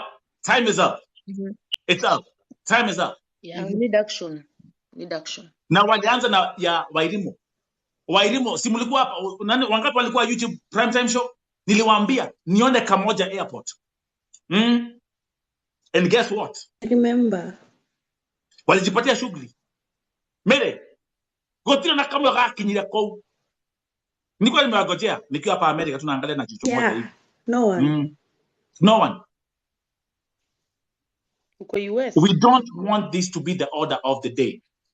Mtu akienda Saudia, anarudi akiongea, akitembea, akiongea, akisema, thanks God umenitoa nchi ya Saudi Arabia. See, because people have been programmed that the only thing that you can come with from Saudi Arabia is either a coffin or bad news. What they are making sacrifices. You know, my sisters, I've been here for 7 years. I've been here for 7 years. Hakuna kesi sijaiona hii Saudia. Hakuna kesi sijaiona nao hii gal. But one thing I always tell people, na munisikize sahi. Nancy, you're doing a good job. Shane, you're doing a good job with the empowerment project here now. Yeah, how they can start their own businesses with money. But there's one thing I want to tell you.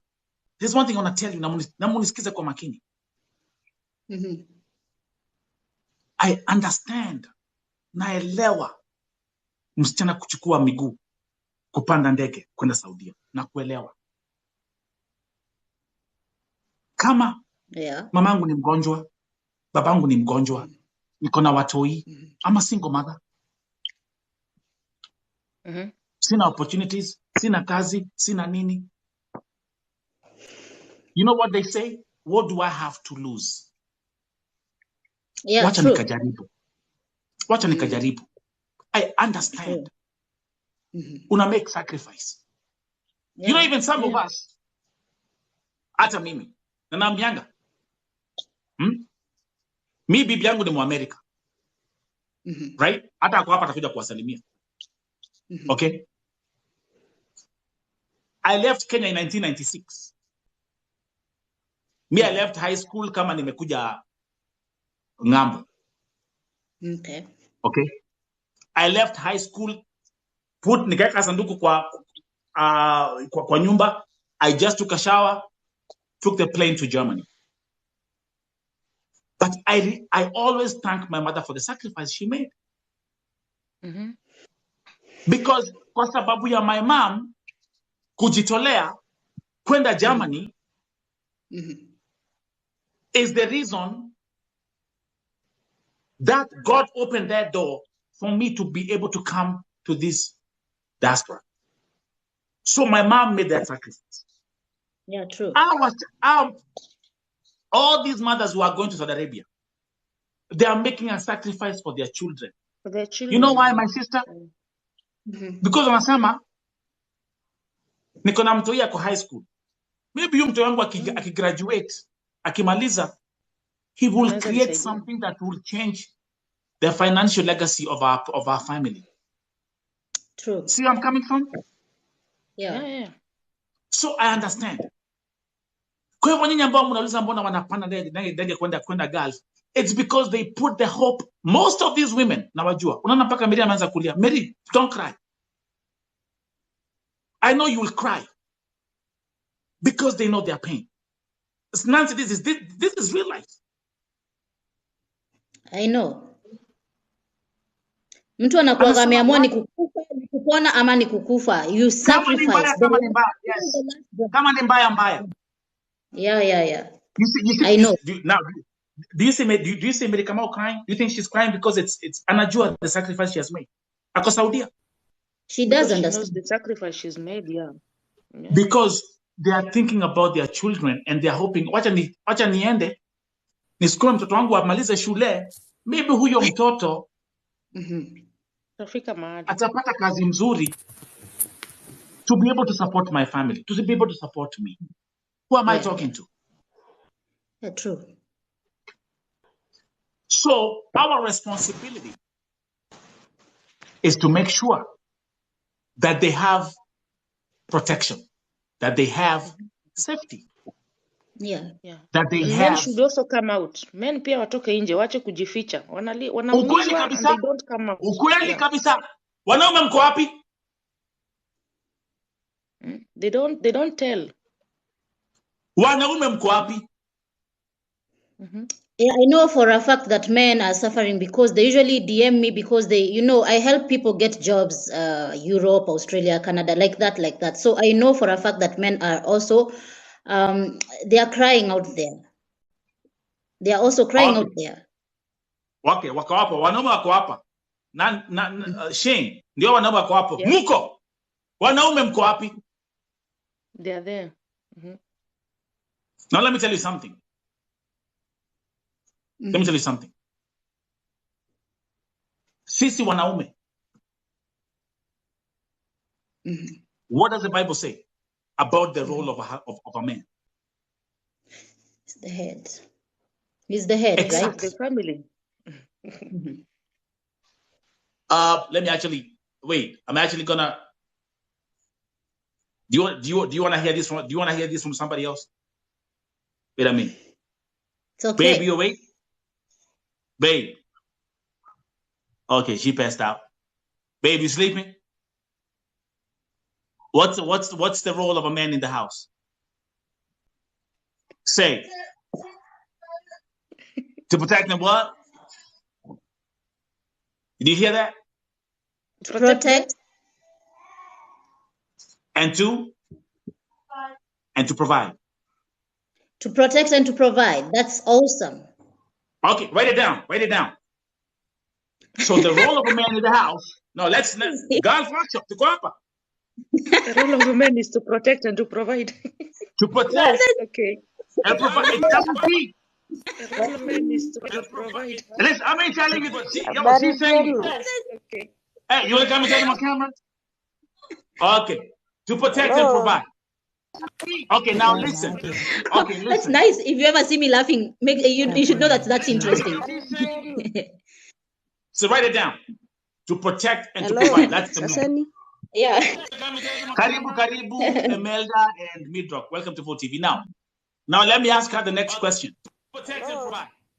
Nice. If you ever see me laughing. Who is watching? Who is watching? Emelda, Emmy uko na echo. Emmy uko na echo. Nafurahi sana kuwapata hapa. Okay, goja Emelda. Unanisikiza? Yeah, goja Emelda Kuna kidogo echo. tu. Kuna echo sana. But wait. Okay, babe. Okay. And what's the role of the woman in the house? Say it again. Uh-huh. You hear that? No. Two. The role of a woman in the house is to fight the devil through prayers. Yes, that's awesome. That's awesome.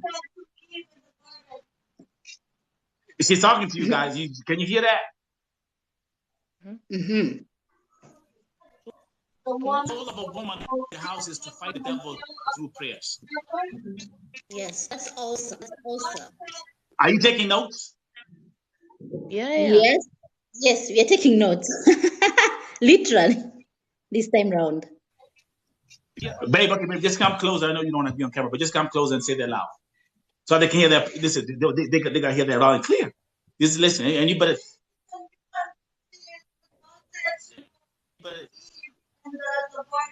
Just come nearer. It's fine. Just come over here. Okay. But unasikia hata amesema hizo tatu. I normally call it the triple P rule in the household. As a man to provide and protect, and for the woman to pray. Okay, that's awesome. To pray. The three P's that are the foundation in the household. I'm actually learning. Pray. Yeah, that's a new one. Provide, protect. That's my role. So when I wake up in the morning, I know there's one thing. This roof, I have to provide and I have to protect. Tuehamwe. Yeah, tuehamwe.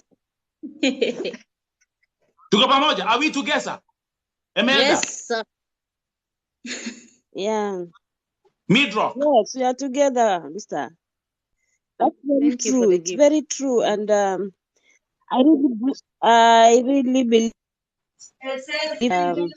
I like your distinction. Wait, babe, come over here. Just come closer so that I can hear you. If you come over here, I know. I woke you up, Mom, but just come over here and just come over here. She's actually gonna read it from the Bible. Okay. And by the way, listen. And don't worry about it. I'm blessed. She's very. I have a Bible here. I'll just get my Bible right now. Wait. Enmity between you and the woman. I'll just congratulate you. You shall bruise her head and you shall bruise his heel. So what's Genesis what? Okay. So write it down. Genesis 3:15. Genesis 3:15. Yeah. Okay. And you will bruise his heel by praying. And you'll bruise his heels by praying. That's what it says. With prayer. Oh. So like bruise like your husband's heels like with prayers. The devil. That's right. Umesikia? Maombi ya mwanamke. Unasikia vile nasema? Exactly. Write it down. Genesis 3:15. Maombi ya mwanamke. It will bruise who? The devil's heels. Oh. In other words, maombi ya mwanamke, it will break down. Hakuna maombi, hakuna watu huomba kama wanawake. That is Emelda. Hakuna watu huomba kama wanawake. You see women praying and taking off their shoes, their heels. Hiyo ndio kazi yenu. So let's go back to the family setup. Yeah. The man is supposed to provide and protect, and the woman is supposed to pray. Ndio mmeanza. People, unasema unaita bwanako hata msikizani, Saidi PC yako, Saidi Marege, Saidi Mutura, Saidi Makorofia.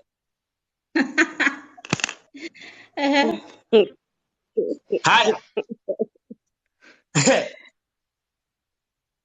Uko na watoto wangapi hapa?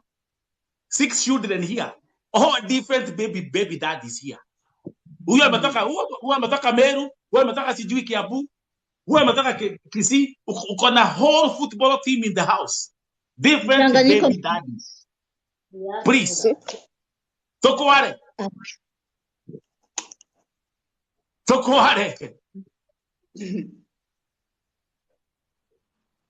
It doesn't work like that. But one thing I know, for us not to get lost in the conversation, hawa wanawake wote ambao unaona wakisafiri, all they are thinking about is their children and their parents. Watoto wao, wazazi wao. Over 95% of these single mothers ambao wako girls na watoto, over 95% wote ni single mothers. Ukweli ama si ukweli? Wacha uone. True that is true. Single mothers, hands up. Thank you, Marisol. Hands are up. And by the way, thank you very much for the gift. Me, I take all the gifts I get on TikTok, I give them back. Sichuenga hata ndururu. Bibi yangu anaweza kukwambia. I don't even take a penny, I always give it back. So thank you very much. Where are the single mothers? Unawaona? Poa sana Billy. Unawaona? Wengi sana. Tuko wengi sana. Let me give you 2 minutes. Emel is one single mother. Mother. Look at that. And I support everything that you are doing on this Mtandao. You are doing a great job, by the way. Thank you. And we support you, hata kama si financially, but through prayers, we are just praying for you for everything that you are doing. I'm blessed. Yeah, we are on our knees each and every time. Yeah. Shane, Nancy, are you seeing those hands? Single mothers, where are you? There are so many. No, I'm on. I know that, yeah.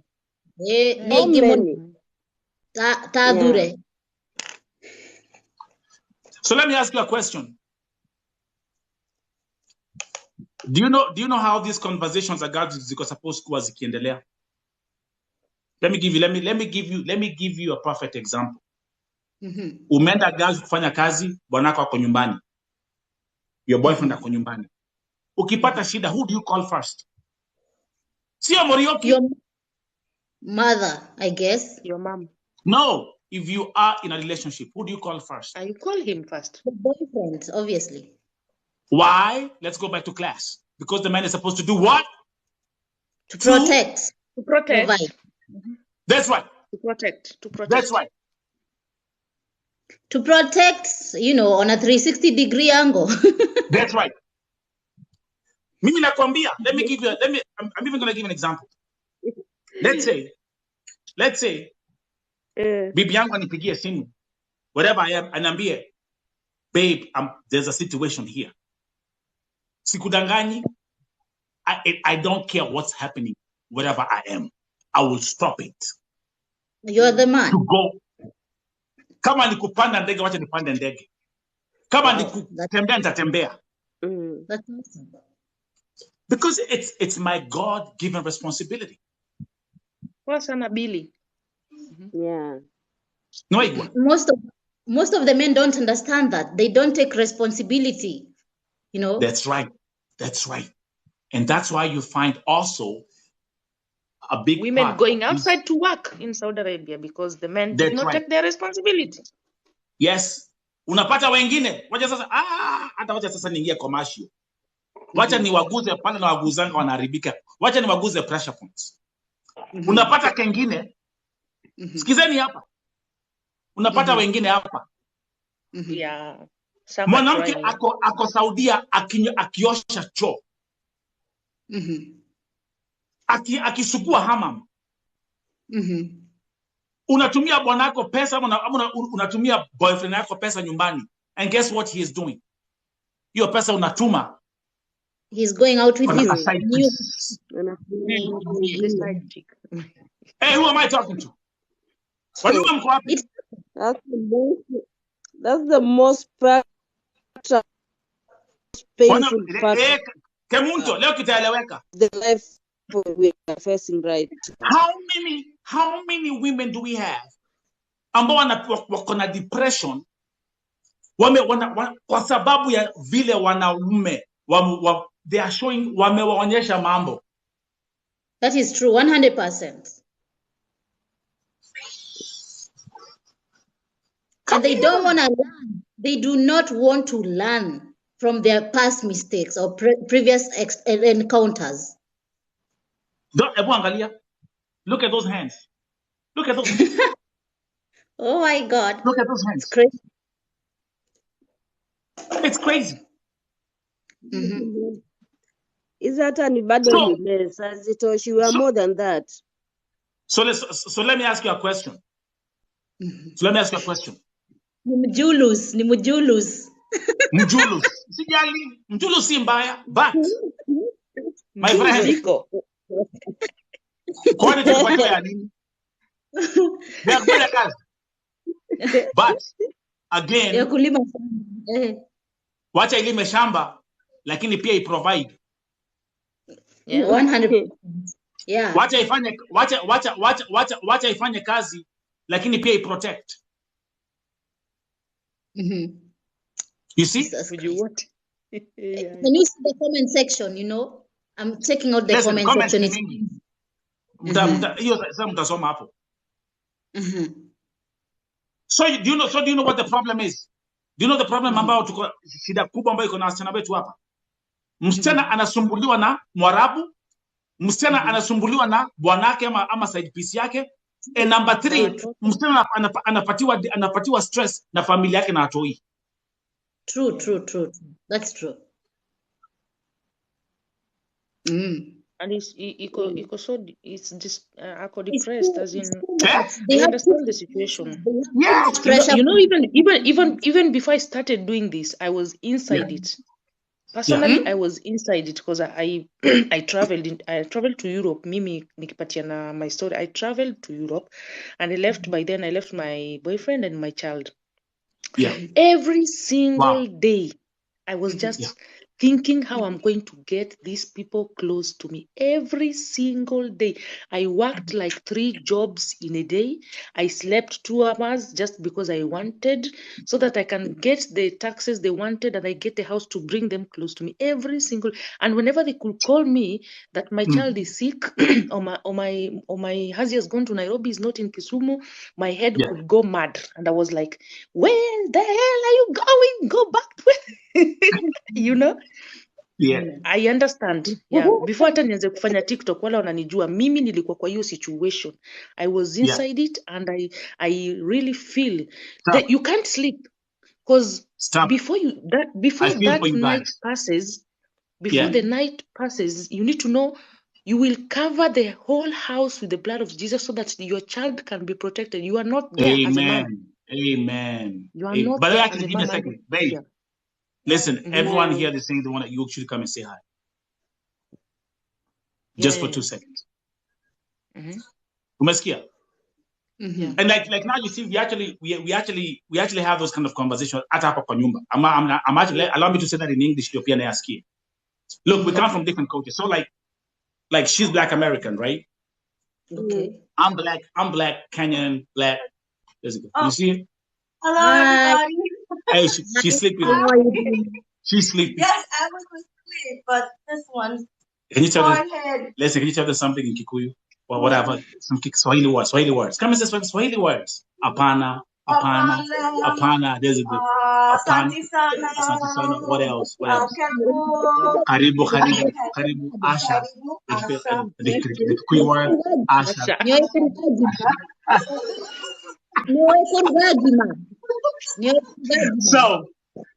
So you see, like we come from different cultures, right?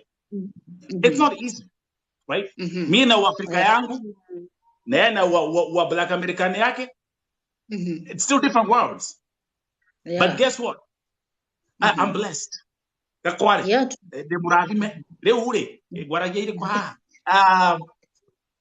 But you guys, there's something called compromise. You have to find that bond. Yeah. So Mimi,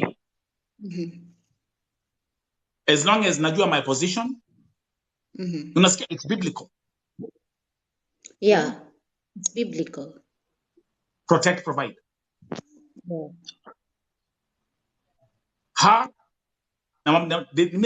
The only thing namwambianga, kneel down and pray. Kneel down and pray.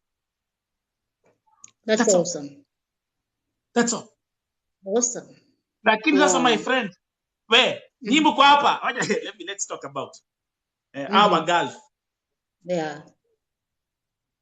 In Njendo. How many people do that? How many? How many? Nilikuwa nimesahau kidogo.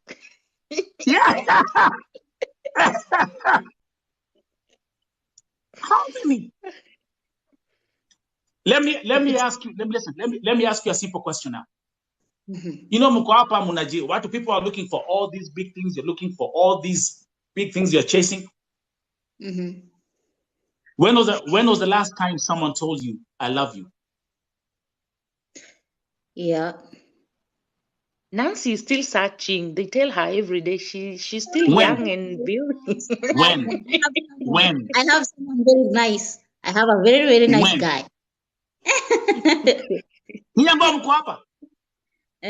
Ati woye. Yeah, Nelson woye. Ndio hiyo kwa ndoto. Look at the comments. It's so just a simple word called love. No. But this is sad. Yeah, it's so this sad. This is sad, man. Yeah, true that. In the past tense. Angalia. But you know why? Then so now let's go back to the psyche. Let's go now back to the psyche of this person. Unaamka asubuhi, Mwarabu amekuamsha huko na makelele, familia ndio inakupigia simu, they're not giving you good news. Nikwambia watu hii wako hapa, hana chakula, tuma pesa, what. You combine all those elements, unapata huyu mtu, you are like your whole world is crashed. So, I always, babe, what do I call you when you get up in the morning? The German word I taught you? You are Morgan what? Muffin? Morgan Muffin. So. Morgan Muffin. Morgan Muffin. So the Morgan Muffin is that, you know, there are people who are like, when they wake up in the morning, they're not in the best moods, okay? Take them time to catch up, right? So check this out. If we wake up in the morning, I automatically know she needs time to catch up. She's not the morning person, right? But guess what I'm gonna tell her? Nitamwambia nini? What's the first thing to make sure I'm tukiamka asubuhi? What's the first thing I'm gonna tell? Just start my day. What did I tell you? I understand and I love you. Maybe. Thank you. Nancy, ukiamka hivi asubuhi, kuna mtu hapa anakuambia, oh my darling, you're beautiful and you're wonderfully made. I love you. Yes, and that's why I'm glowing, and that is why I'm glowing. Actually, for me, let me say, my case was detrimental.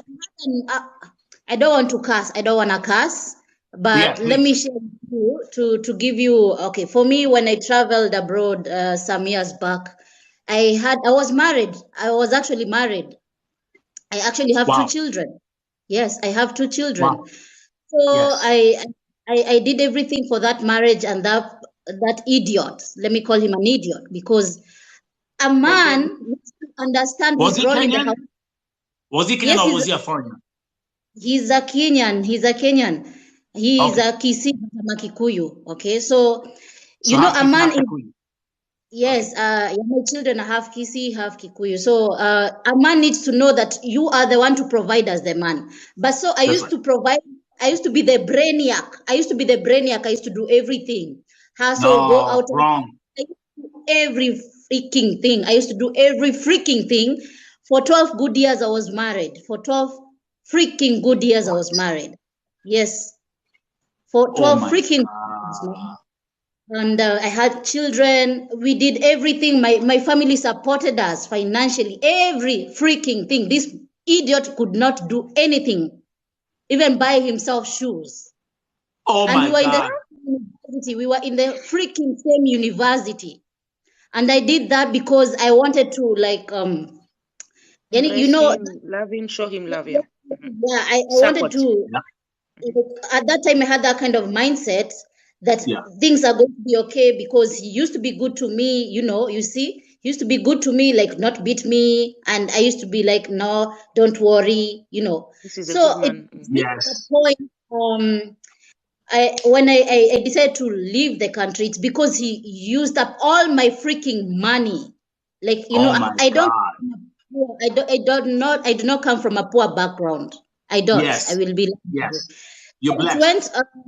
It went to a point that he went even to my parents' house, started using up their money with freaking excuses, and so it came to a point that I was like, no, I'm leaving this shit.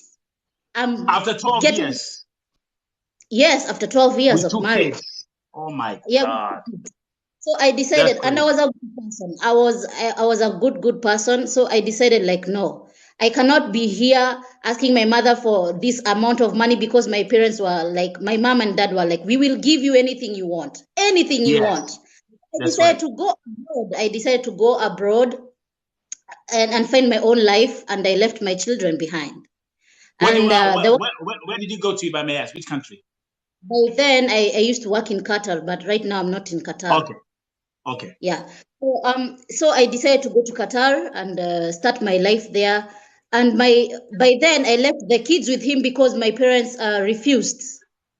My parents refused to stay with my children because they said, we don't want to break you up, you know, you see? So it was a hassle. We don't want to break you up, you know? We don't want to break you up. So you go, don't worry, just take these children to him. He needs to take responsibility. And I was there begging them, please, I know this freaking idiot. I know him. Oh my goodness. Stick with these children. Please, I'm begging you. They were, no, we don't want to break you up. So the children, they stayed there with that freaking idiot. I used to provide every freaking thing, including his freaking phone, his freaking internet, his freaking every freaking shit. And the freaking was freaking. Goodness. There you go. Yeah. So Nancy, as you proceed, so you became the what? You became the what? The provider. So it shifted power. The power shifted back to me, you see? Yes, it shifted back to me. Baby, listen, baby, are you listening to this right here? Yeah, but then she's listening. Go ahead. Yes, so the power shifted back to me and I became stronger. That's when I woke up and I was like, to hell with this freaking nigger, you know, get the hell out of my freaking, whatever, face. I see your blood pressure is going up right now, but it's fine. So, and from then on, he was like, you know, he started like mental damage thingy, you know, he was like shifting now the blame, like, you know, this and this and this. And I was like, to hell. And I became stronger than ever. I got people out there. I was even afraid of dating. I was even afraid of dating. Makes sense. So I understand. I started. Yeah, so I started having people coming, dating me and things like that. And then I met some awesome people who offered to marry me, you know. And from then, looked up, I found somebody to take care of my children. And yeah, so it's like that. So it's crazy. Are you seeing as you continue talking here, asante hapa comments, there are so many people ambao wana relate na story yako. And by the way, shout out to the person who said, can someone teach me how to spell freaking? But Nancy, go ahead. Freaking Gakwari. Yeah, it's a freaking Gakwari right there. Yeah, I have got attitude, but normally most of you know I am very cool. I'm very, very cool. Yeah. I'm very, very cool. Trust me. So Nancy, where do you stand now? Now, you, like I said, you went from that whatever marriage for 12 years is not 12 days, it's not 12 months. That's a long time. You have two children, you have 2 kids together. Where are you today with your newfound love and caring husband? I usually don't like saying I'm in one position because I travel a lot, and I usually, because you know, prefer my content not to be aired to tuko.ke. I don't want a story. You understand? No. That's why I usually don't like talking so much. In fact, this is the first time you're hearing me talking about my personal life. This is the first time. This is Vote TV. Because this is family.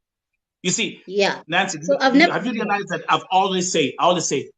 I always call this platform Vote TV family. I never say that this is a channel. And what do we do in a family, Shane?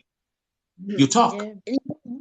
You know, let me say this. It starts with you when you notice this is a problem.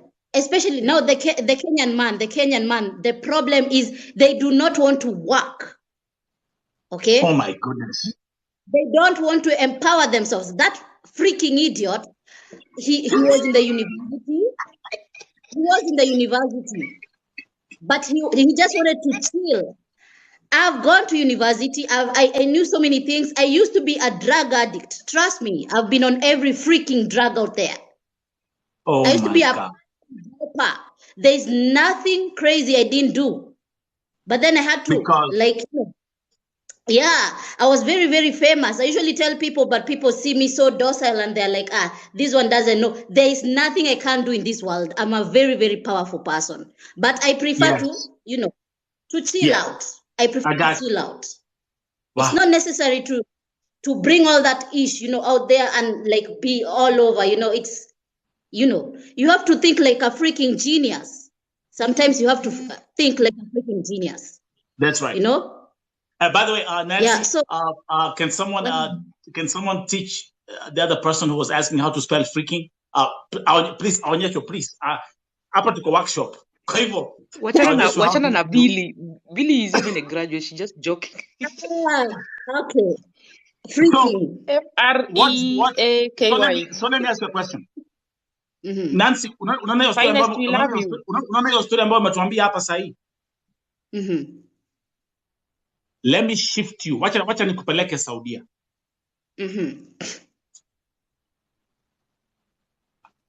Wababa wa Saudia wainue mikono, mko wapi? Mababa wa Saudia mko wapi? Wacha.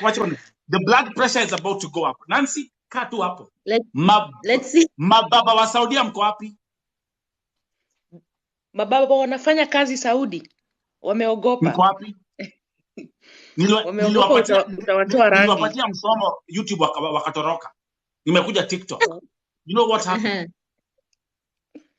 happened?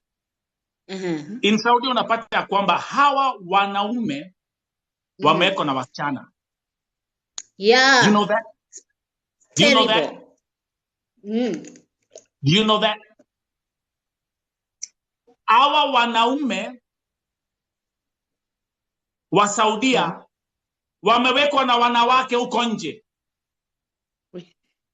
Because the story in Saudia ni kwamba hawa wasichana ambao wanafanya kazi nje ya contract or hawa wasichana ambao mnaita Kemboys, they are making more money than wanaume. Who am I talking to here? You know what's happening? That's true. Lakini kumbukeni, hii ni Saudia. Kwa hivyo it's a different lane. Tunajua hiyo maneno, si ndio? So what's happening is, unapata mwanaume is making like around 1200, ni truck driver ama whatever. Kwa hivyo wanawekwa na makemboi. But what is happening? Hakuna wanaume wengi hiyo Saudia. Kwa hivyo demand, unapata mwanaume akona huyu msichana, akona huyu. Story ya Masi Sakim kuuliwa na kuchomwa na acid made me reveal the most nastiest things about that country. Na nikasema nyinyi ambao mnajiita wanaume, nyinyi si wanaume. Kama umewekwa na mwanamke, usije kwa kikundi cha wanaume utuambie wewe ni mwanaume. Never. Never. It's even in the Bible. It's a biblical principle of the position you as a man should play and must play and fulfill. Yeah, true that. Kwa kazi yenu umewekwa na kakware hapa, kakware A, kakware B, kakware C. unanyandua huyu, unanyandua huyu, huwa nakununulia shati, huwa nakulipia rent, huwa nakulipia Uber. Who am I talking to? Really? Who am I talking to? Mkoku. And you should be ashamed. Because that's the downfall of manhood in the community and the society. Let me say this. Let me advise people right now, okay? You know, people should look at the qualities of men and women they are going to be courting from now henceforth, okay? Yeah. They should Very important. They should identify a person who has ambition, a person who has principles, you know? Yes. A person who has a you know what, Nancy, we will actually, I'm going to make this discussion also be its own segment. Okay. It's crucial. Yeah, it is very crucial. Let's listen to someone who just came in here. These people are sending their men money back in Kenya, and then after like 3 years contract, they go, there is nothing. We should totally eradicate that. We should totally eradicate that. Huh? Talk about Nancy. Talk about mambo imechemuka hapa. Nancy, let's go back to that story. Shane, you are here, and we have one person who just joined the show tonight. We'll welcome you right in a minute. Raquel. Okay. Yeah. Situmiona last year. Situmiona msichana amejinyonga Saudia kwa sababu alikatazwa na boyfriend yake Kenya kuona watoto asipotuma shilingi 10,000. Who was here? Siakule hao watoto. Mbona tumeizita masks? Kwani yeye hana mikono? Si mnakumbuka? Semezikwa tu juzi last year. That's so bad. Okay, let's welcome user 2594817. Okay, go ahead. Karibu. Jua mwingi na kamera. Wakuje na kamera. Okay, asante, nimeshukuru. Naitwa Masi. Mimi niko na story kama hiyo ya Nancy. Wow. Nilikuwa nataka niulize swali. Nilikuwa nataka kuuliza Nancy swali. So venye uliachia your husband watoi, ulikuwa na provide everything, because sahi watoi wangu walikuwa nakaa na madhi, na husband akasema anataka watoto wake, akaage nao, nikasema wapelekwe. Kwa sasa sahi anasema anahitaji msaada wa watoto. Ni kweli namsaidia. Of course, that's why alikuwa anataka watoto, kwa sababu utamtumia pesa. Wachana na watoto wakae na madhe. It's always safe in the village. Wait amalize nisikie. Sikia, unajua huyo mtu si ati ajiwezi. Huyo mtu alikuwa anajiweza venye kile maisha yenye tulikuwa tunaishi na yeye, alikuwa anajiweza kabisa. So venye nilitoka pale nikiwa nimeenda kukaa na madhi, nikakuwa ninataka kutransfer watoi shule. Nikampigia simu nikamwambia nataka nifanye nini, ninunulie watoto vitabu, uniform hivyo. Akakataa. Watu hii ilibidi wakae home tamzima before nipate job, ndio nipate pesa ya kulipia watu hii school fees. Unaona? Sasa hii amechukua watu hii na anasema ni providie kutenda kutransfer watu hii shule. Hiyo inawezekana kweli? But he said he's financially stable. No, you know, there are two things you need to consider here. Now he's trying to sabotage. Yani, there is something he's trying to do. Okay? So hapa wewe utachukua your responsibility. Just do the way I used to do. For me, if it is about shopping, okay, maybe for example, you have a salary of maybe, let's estimate to be 40,000 Kenyan shillings. So what you do not send your money cash. Don't send your money cash money. Okay? That's right. You know the number of children you have, you know their needs. Yani tumbo yao iko aje. So identify a place where you can be shopping through M-Pesa. Okay? So you buy like 10 liters of cooking oil, whatever, you know, rice, like sugar, like that. Unashikanisha and sabuni. such that within 1 month, maybe you use 10,000 for shopping, itawasukuma 3 months, which will enable you to save. And that way, you split the bill. Now you have taken care of the food. Let him take care of the school fees. Okay? Listen, guys. Just give me a minute. Listen, guys. Me, I understand some men are responsible. We also have responsible men, but I will also 95%. I would advise if you can take your children to your mother. Whether mnalala njaa ama nini, she will always take care of them. I know they are responsible men, but remember this man also at some point he also has to provide for himself. Atatoka asubuhi, sometimes anarudi jioni. Forget about money. Mtoto wako alikula nini? Think about your child on the streets, akitembea, akitoka shule, akirudi nyumbani, nani anamwangalia, nani anampikia, nguo zake. If you have a teenager who is taking care of her, if you have a girl teenager who is growing, nani anamwangalia, who is talking to her, this boy, who is talking to them. It's always safe in the village. Just I don't know. Personally, I would advise that, but it depends. I'm actually very happy. Yeah. Give me a second, guys. Again, welcome to Vote TV Primetime Show right here on TikTok. We're having a very interesting conversation.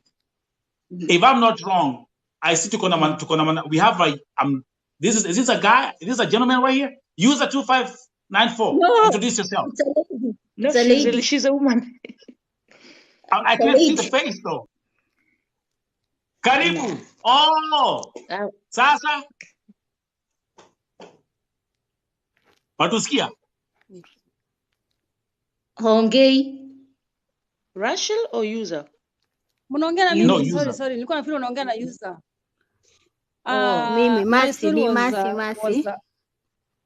my story was kind of tough because when I came to Qatar for the first time, I had a rough time. Na nilikaa mzee wangu akaenda akaiba mtoto wangu kwa dada yangu. Exactly. Na wakati tuliachana alienda akaekwa na mama. Alienda akaekwa and he was a responsible driver. Yes. So akaenda kwa sistangu akatoa fujo. Ikabidi dada yangu apigie dad amwambie kumenuka hapa. Dada akasema patieni hiyo mwanaume mtoto yake. Akapewa mtoto. Wakati mimi nilifikiwa na story, alikuwa ameshachukua mtoto na amekaa naye kama wiki moja. Sisi alikuwa naogopa kuniambia. So I had to be rough. Nikamwambia my dear, wakati alikuwa anaishi Kisii, nikamwambia nitatumia 20,000. Ni Mkikuyu kutoka Nyahururu. You know, Kisii are having issues in Kenya right now. Kabisa. Nikamwambia nitatumia 20,000 vibaya na sungu watakulima vizuri na utajielewa. Nikamwambia uko na choice mbili, either urudishe mtoto kwa dada yangu ama upelekea mama yako. That's right. Na aliopt kupelekea mama yake mtoto. After a few days akafika home akapatia madhe mtoto na akanipigia simu nikaongea na madhe. Sasa wakati alitoka huko kurudi Kisii akaniambia, sasa tufanye hivi, pesa zenye ulikuwa unatumia dada yako uko ukinitumia ndio na mimi naangalia mtoto. Nikamwambia sikiliza na usikilize vizuri. Ukiendea kwa dada yangu mtoto, ulikuwa unajua mtoto ako na majukumu. Ulijua vizuri sana mtoto ako na majukumu. Na niliongea hivi juu nilijua madhi hawezi kubali kumpea mtoto kama siko. I knew. Nikamwambia ukiendea mtoto kwa dada yangu, ulijua mtoto ako na majukumu. Na tangu tuachane na wewe hujanitumia hata ndururu kulea huyo mtoto. Kusemekane mimi ndio nitakutumia. Ukishindwa na kutumia madhe msaada ya mtoto, rudisha mtoto kwa dada yangu. It's simple as that. That's right. Sasa mimi nikirudi Kenya, alikuwa tayari kunipea mtoto kwa sababu alikuwa amechoka kuitishwa pesa na mama yake. Mimi sikustruggle kuchukua mtoto wangu. I never struggled. Sikuwa atoka kaa nimemtumia hata shilingi. Si mtoto ni wake. Ala, tunasumbuania nini? Mtoto ni yake. Alisikia utamu wa kizaa, sasa mbona asigharimike kulea mtoto? Yaani nikilandi Kenya hivi alikuwa amechoka. Alikuwa amechoka. So, mambo kwa wapi sahi? Aliniambia mtoto tu. Mimi nilirudi Qatar. Niko Qatar Okay, sai. good. Okay. Sawa. Kwa hiyo uko Qatar, unaendelea That is why I was trying to explain and saying these situations, they shift. You know, they shift because the stories are different. You know? That's right. They That's are right. different. So when it comes to a place that this man is refusing with the children, for my case, that's what happened. Yes.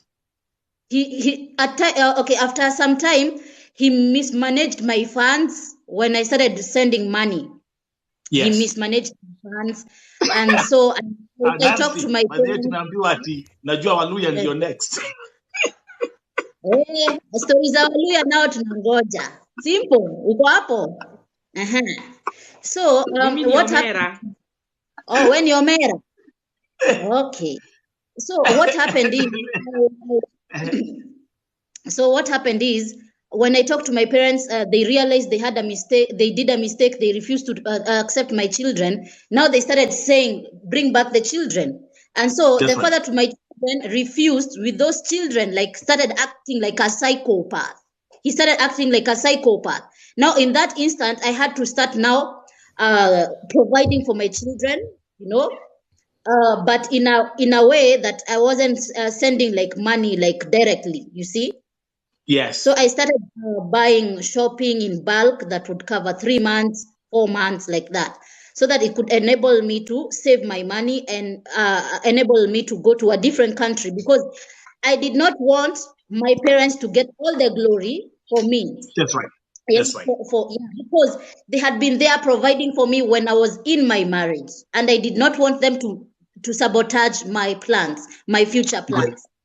I had to do that on my own so that I could stand on my 2 feet, so that I could make decisions on myself, such that I wouldn't be told now you have to stick to that marriage, you know, things like that and things like that.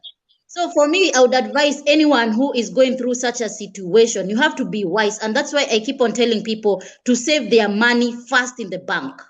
Save money first in the bank. That's right. Huh? By the way, yes. Nancy, I talk about that.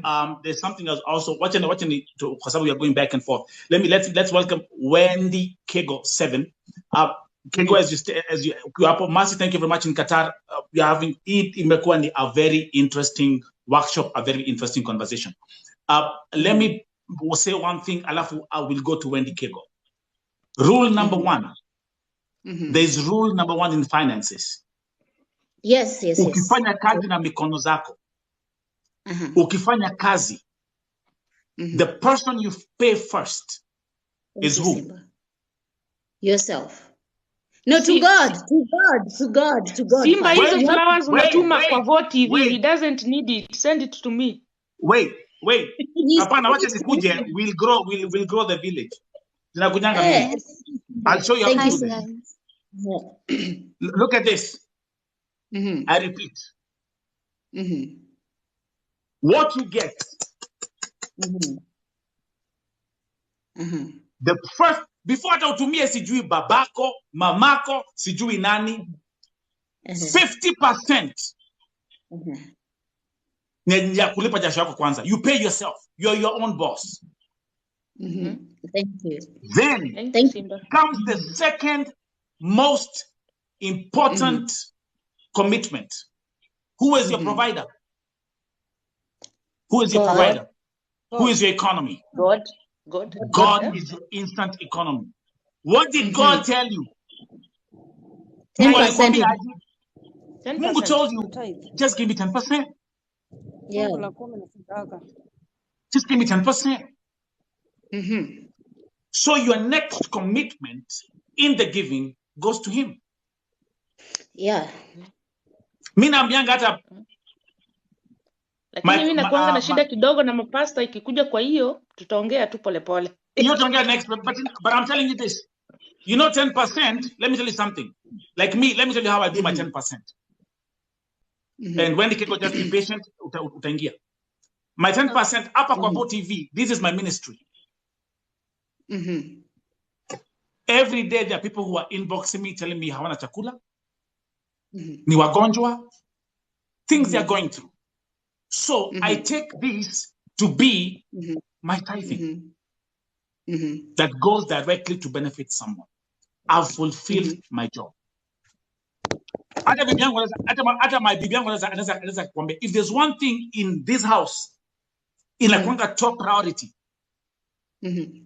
it's not about what I get, it's about what I give.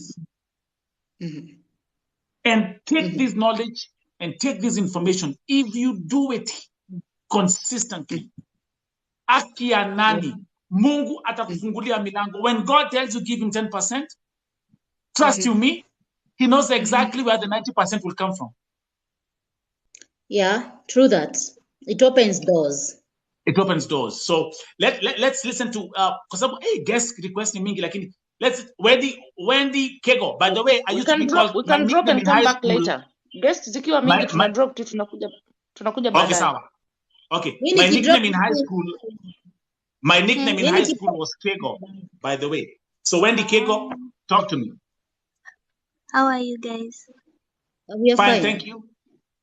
Okay, I'm talking about my friend. My friend ako Saudi Arabia. So she had been talking about ako na bwana ako Kenya. So walikuwa tu wanaishi tu poa. So but si eti waliachana, alimpea tu ruhusa akaenda Saudi Arabia. So venye ameenda kufanya kazi, actually bwana alikuwa tu anamwangalia tu vizuri. So the wife akasema ache aende ndo afungue business akisharudi. So mtoto ako home kwao, mtoto aliacha kwao, azindema aliacha mtoto kwao home. So what have been wrong is bwana amekuwa akimuomba pesa. Bwana hasomeshi mtoto, but anamuomba pesa like every month, anamuomba like inafika almost 10k, anampea pesa afungue business, hafungui business. Sometimes anamwambia hana pesa ya kulipa nyumba. As in, for now amemaliza contract na haja save anything. Okay, so first of all, yes. Back to you, yeah. Talk to Wendy Kego. Yeah, so Wendy, mimi naweza kuadvise hivi. Okay. Huyo rafiki yako ndio anajua chenye ilimtoa Kenya na yani akaenda hiyo Saudi Arabia, si ndio? That's the first thing huyo your friend anafaa ku-identify. Sawa sawa. Sahi ashamaliza contract ama hajamaliza? Ndo amemaliza, sasa anataka kuongezea. Amemaliza 2 years. Na hana pesa. So amekuwa akitumia bwana pesa. Bwana actually alishamtumia mpaka pesa driving. Bwana anakula tu pesa. Azina anamtumia pesa mpaka ya kufungua business. Akimuuliza about mambo ya future. Yani haongei about future, about anything. Anakula tu pesa. Everybody who's listening to me, please, even the men, because I have testimonies of men that have told me they brought women from Kenya to Qatar to Saudi Arabia with their money, and then they just murife on them. Take yourself as the first priority. Mutaenda kupigania Kenya baadaye ukiwa na pesa kwa bank. Sawa sawa. Sawa sawa. Make sure because you are working your body. Kama kuna huyo mwenye anasema anakohoa Clorox, mbona umize mwili wako? Why should you umize yourself? You are dying for the sake of a person who's sleeping in their bed. They can have lingula ama whatever mapenzi out there. Wao hawana stress. Wakisikia ni shoti moja watakimbia ni shoti moja. Siku hizi hata kuna ya 50 bob. Wamalizia hapo. Nobody is going to know what is happening behind the scenes. Wewe kazi yako ni kupigiwa tu. Masaa ya video call ikifika, ako hapo, he's acting so good to you. He's acting so like 100% husband. Kazi ni kusema I want to like this kamradi. I want this kamradi. So you're going to send your money, and at the end of the day, you're not going to achieve your goals. Okay? So please, everybody who's listening to me,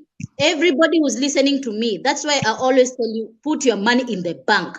Lock it in your bank account.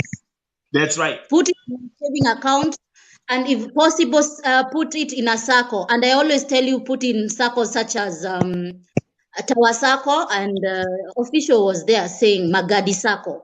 That will give you 3 times the amount that you have saved. Okay? And after you have landed So on now, the 254, Nancy, now you're talking yes, investment now. How your finances can grow. Go ahead. yes. When you land in the 254, call me, Nancy. I do not have a job. I will help you get a job in UK. I will help you relocate to New Zealand or Canada or wherever. You can contact even VOO. We are going to help you. We are here daily empowering you. Why should Thank you you. send all your money and then go back to Kenya and then you cry, and you are dying? Yeah. And most of the people who leave the Gulf region, sometimes you find people are dying because of complications. Yes. Which is very sad. Depression is actually the number one. If there's one thing that is actually finishing our people, it's not even Warabu. It's a depression that they're Yes. facing and what they're going through. Now, allow me to proudly present my testimony here. I'm surprised. Huyo mwanamke mnamwona hapo. If I look at Lydia right now, I can cry.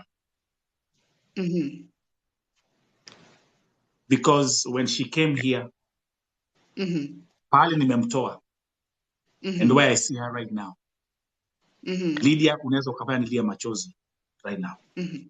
Na umeingia na siku ana expect. I haven't seen you for a long time.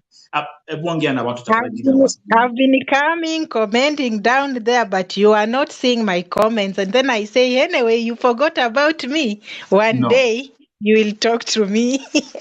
You are my testimony. Lydia, say hi to them. Salimia watu na waambie vile uko and. Hi, Vo TV. Hi, watu wa Vo TV. I thank God for this man here. Alinifanyia mambo makuu. I can't complain. For now, I'm a happy woman. Sina deni yoyote ya mtu. Sina deni ya shule. I'm paying my bills. I'm feeding my babies. I'm feeding my mom. I'm happy. Wow. I'm happy. For now, as I say, my son has no balance in university now. I've cleared everything. That's great. And I have a girl is joining this we call food and beverage on March. Wow, that's great news. And I thank God. I have a kid. I told Devo TV knows my story about my kids. I was crying when I came here on this platform. I was crying. Wow. And that year my son didn't do an exam because I didn't have school fees. Just 10,000 shillings made my son to lose second year exam of university. That's so sad. When But Lydia by the came time here, I came on this platform, I got encouragement. Then I say, what am I doing in Kenya? Let God guide me and lead me and give me courage. And I woke up just one day and told my boss in Kenya, I'm quitting your job. I just told her, I'm quitting your job. Your job is not paying my bills. It's not even helping me. I'm just here eating, being healthy, but my families are suffering. I have debts. Then my boss told me, where are you going? I just told my boss, I'm going to work in Westlands. I've got a job of 30K. I told her like that. Okay. And she didn't explain anything. He just said, it's okay, take your salary of this week and go. Go in peace. Let the Almighty guide you wherever you are going. And by the time I went to the office, I just carried my big luggage, and then people were saying, "Ay, where is this lady going to? Is she going to America or where?" Then I was like, "Hey, I've not even planned anything." But I landed in the office, the one that VoTV gave me, with my big suitcase. Other girls were there with small bags laughing at me, saying, "Oh, you've already reached where you are going." Then I said, I've already reached. I'm pressing on and I'm not going back. I have faith where I'm going to achieve, I'm going to succeed. I'm not crying again. Now here I am. Your office, the office you gave me for TV is a good office, is following the girls. Yeah, it has made for us even a group. We just chat there, talk. For now, I'm here. The first time I came here, I was crying. The first 2-3 months, you have to cry here. You have to cry in this country.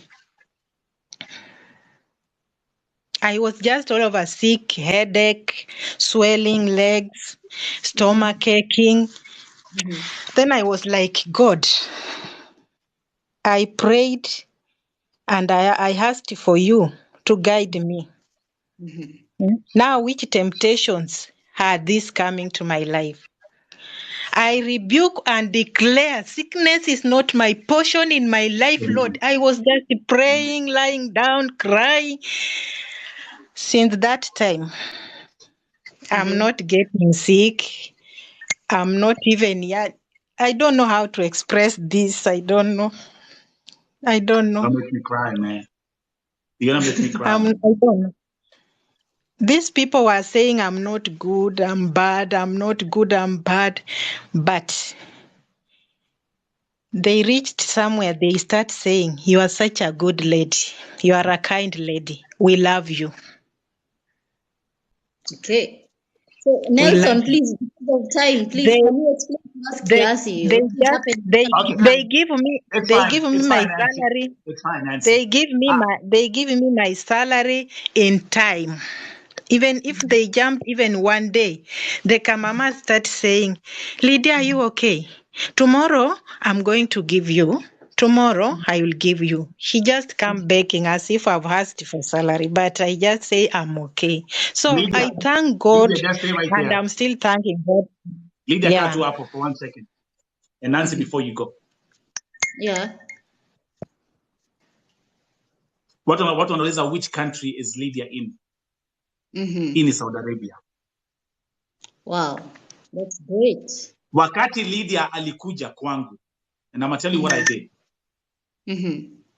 Mkisikia nikisema, she can make me cry right now. Okay, when that's Lydia wonderful. came here, when Lydia reached out, alipokuja, Lydia alikuwa maisha imefika mwisho. Lydia was thinking kujua. Wow. 4 kids. Alikuwa nafanya kazi kwa Nairobi as housemaid. Analipwa. Those who remember, alikuwa analipwa sijui 5,000 shillings a month. It was 8,000. 8,000. What do you do with 8,000 shillings a month with 4 kids? Hey, now, someone is kidding. Because if people can remember Christine, if I've been saying my legacy is in full effect. Mimi kazi yangu ni kukaa chini sasa and watch those who have helped give their testimonies. And me, all I have to do is say, thank you, my God in heaven. Yeah. Lydia, nilimpigania nikasema, you know what, Lydia? I have one office I know that I trust itakupeleka Saudia. Nikamwambia, hii Saudia najua iko na mambo. Hii Saudia iko na mambo, lakini in your case, I will walk and knock the door, uchukuliwe. Nikapigia Miss Karano simu. Lydia hata hakukuwa na maswali. Lydia alichukuliwa express. Secondary. Lydia alipoingia training. Lydia can tell you, I was checking on her every single day. Until she left the country. Until she left the country. It's true. But you know what? Yes, Unique, you'll meet me one day. I'm here. You'll meet me one day. Oh, you're in the UK? Man, listen. Check my number in the bio and call me up. Now, sikiza yale ambayo anawaambia. Amelipia watoto wake shule. Yule ambayo yuko university ameclear. And look at her. Kuna kitu amesema ambacho nyinyi nataka msikie vile amesema. Ati Mwarabu walikuwa wanasema mimi si mzuri. Miezi za kwanza za tatu they were tough. I was afraid. Because now I was like, okay, what if it doesn't work out? Yeah, but true, there's one thing I want you guys to take as a lesson from Lydia. Andikeni kwa chat the power of prayers. What prayers can do. That's true. Oh my goodness, yes, you're saying I'll make sure you'll be honored in the Kenya government. I hear that all the time, my brother, my sister. But I know if there's one place, if there's one place I know I'm honored is in heaven. So that's. But thank you very much. Unique, get my number it's in the bio. Just call me up and then we'll chat. But anyway, nyie ambao mko Saudia, nyie ambao mko Saudia, Lydia is a prayerful woman. Lydia is a prayerful woman. This woman can pray. This woman can pray. And where there are prayers, prayers equates power. Maombi upatia mtu nguvu. Amen.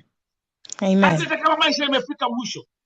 Hata ukiangalia nyuma, ukiangalia pale umetoka. Lydia was looking back where she came from. Yeah. She'll look back and say, look, I have kids that I've left nyumbani. I got 4 kids that I left home. I packed my suitcase. I went to Saudi Arabia. Bado Mwarabu hapa maisha ni ngumu. But I have my God. Don't make me cry.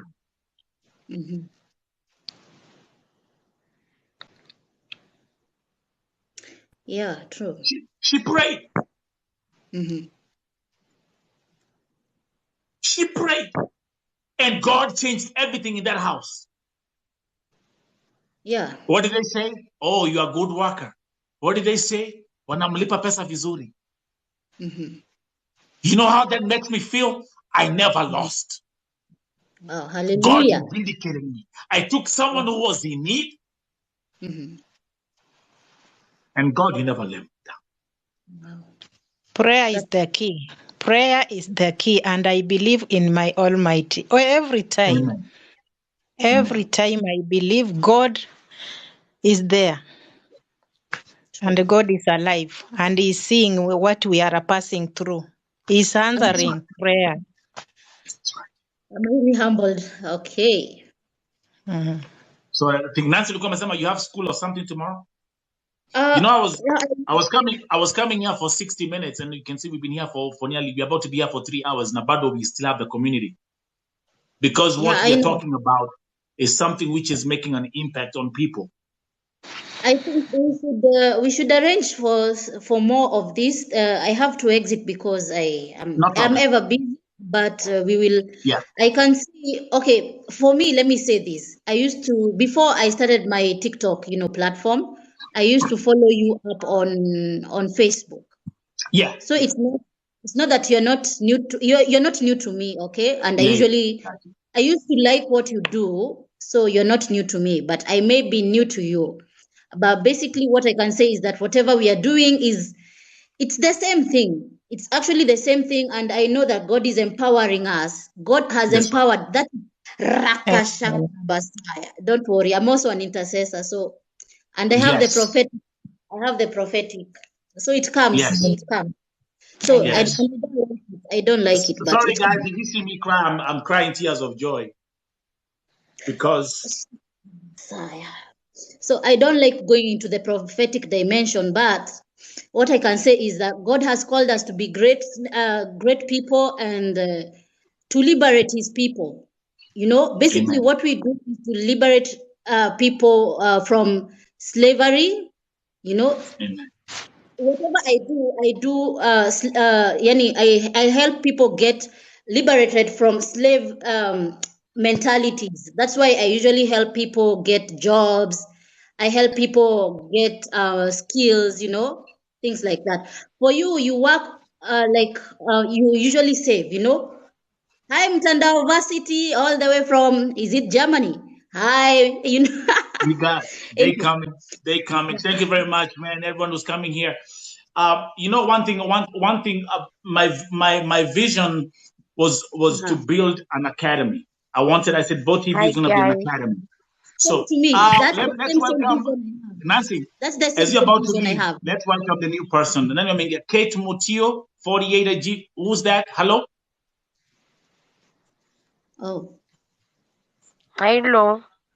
hi. Yeah, tusalimie, say hi to the viewers. Uko wapi? Hi. Niko Nairobi. Kate, talk to us. I know, I brought you here. Niko Nairobi. Oh, umemleta hapa. Welcome. Thank you, Nancy. Yeah, I have people from all over the diaspora. When they see me up, they have to come join me. They have to come in. Thank you. That's good. You see that's a good thing because I also have a very huge diaspora community that really also help.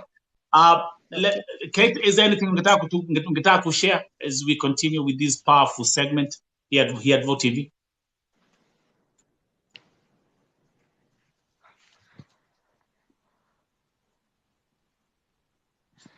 And also I can see we have our sister ambaye alikuwa anaongea kutoka pale Qatar.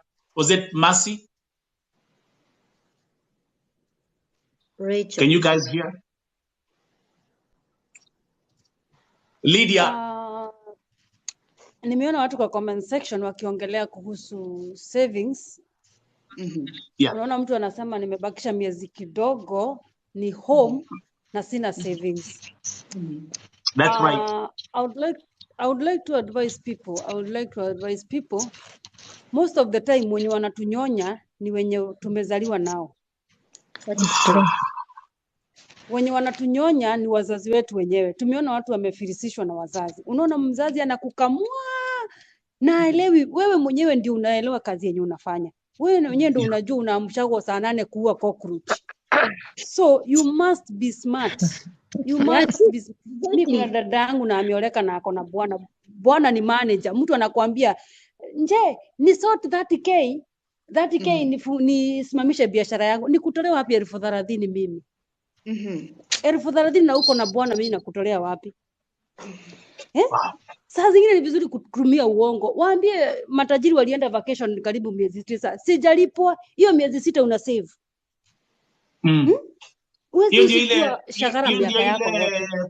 Hiyo ndio ile depression ambayo inaletwa na members of the family. Unapata kwamba hawa wasichana the stress, the depression is being caused by members of the family. Your mothers are causing you stress. Your fathers are causing you stress. Your sisters, members of the family, causing you stress. That one is a factor, and we have to speak about it. Tufanya hivi. Hey, I think Leo, again, I was coming here for 60 minutes, and now we're about to be here for 3 hours. Now we're gonna do this, and thank you very much. I appreciate you guys. Let me bring in. There's someone here.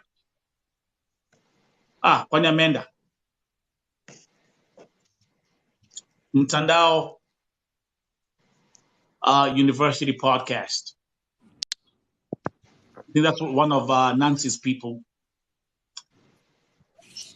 Mtandao. Hello, everybody. Thanks for having me here, man. I appreciate it. Man, thank you. Listen, Mtandao, man, you missed me. Listen, better put your camera on, man. Come on. Of course, man.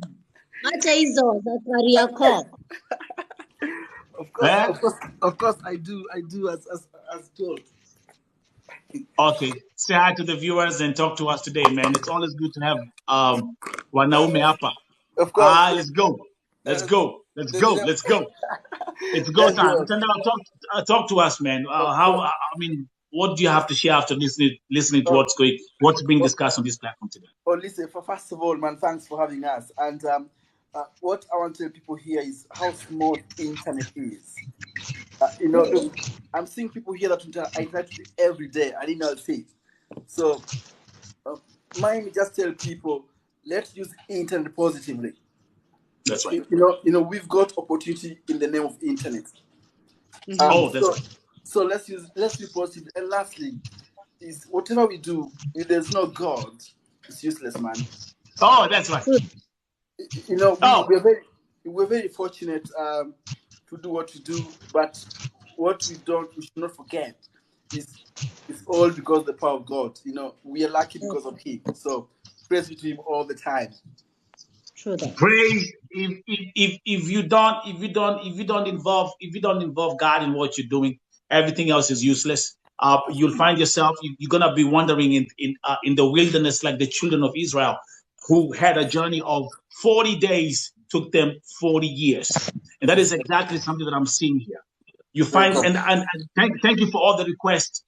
That there are so many folks who are also. I told you guys. Remember, Vote TV is actually reaching out to 148 countries right now, which means, as you can see in the comments, there are people who are saying, man, we love this discussion. Keep the conversation in English for us to understand. Fine. We'll also do that. We juggle back and forth. Those who have the challenge of not understanding English, I'm giving you... This guy called Simba, he's a great guy. I wish that he gets a wonderful wife. Yeah, I love him. He's one of my very first followers, and he's very, you see, he's very kind. He's very, very kind, and he's never missed any of my lives, and he's a great, great person. Yes. Thank you. And actually, what I'm also gonna do is like I was telling you, International Varsity Podcast, Nancy, and those who are watching. Remember, also becoming for the Vote TV YouTube podcast, because now with the Vote TV YouTube podcast that I'm doing, I can be able to present the information. So, for example, if I'm talking about artificial intelligence as a subject, I can put the information up here and teach you in real time. Unfortunately, TikTok is not that developed. They haven't given us that possibility to be able to do that. But YouTube is there. I'm doing that on Vote TV YouTube, and like I say, that's my vision of having this academy. Now, the opportunities on the internet right now are ridiculously immense. It's too much that you can do. I know. Take this from me today, right now. If there's one thing I'm going to talk about here on Vote TV in terms of what you can do with the internet, it's something called artificial intelligence. Artificial intelligence is changing lives. And even if you have this smartphone right here, as long as you have the smartphone and the internet, if you use the open artificial intelligence sources that we have right now, you can do wonders. You can write amazing blogs. You can open up blog platforms and start monetizing. You can open up your podcast and start script writing. Even you've been writing scripts for other podcasters and getting paid. Yeah, now you come in my zone. We need to help them on, like, maybe teach them on remote jobs. You know, we are trying to do that. We are trying to do that, empower them on a large scale. Good job. Mtandao also offers scholarships. You can explain for yourself. Mtandao Varsity, explain to the people. Yes. Mtandao, man, come on, talk to us, man. Welcome to Vote TV. Well, so I make podcasts on soft skills. And soft skills are those behaviors or characters that make us stand out. So these are things like artificial intelligence. You need to know how to use that. Use the power of the internet, leadership skills, how to solve problems, how to create partnership. These are stuff that make us stand out. You know, that's right. I normally say that it's not just about academics, but also it's about character. It's about personality. So I make podcasts on that, and I usually do that through inviting various people on my podcast, and I try to ask them to show us how they made it besides academics. So I do that, and also I usually present information about scholarships, mostly on graduate level. I'm very fortunate. I've had a very good career, and so the information. Amen to that. Amen to that. Indeed, yes, I'm very fortunate for sure. I cannot lie about that.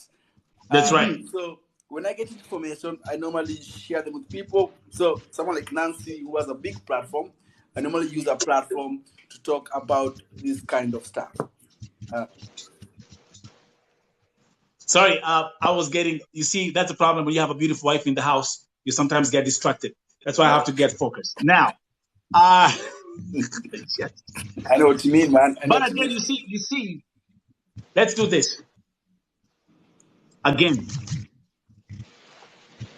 we are going to execute something called Black Excellence on our platforms. Yes. Write it down. Yes. We are going to bring education on our platforms. Not good. only That's crying good. every day. Of what True we don't that. have. We need to empower them. We are going to bring Black empowerment on our platforms. What we can do for ourselves. Because at the end of the day, we're blessed. Yeah. Right. We are going to eradicate the victim mentality and replicate it with something different. Yes. When you wake up in the morning, you say, I'm blessed.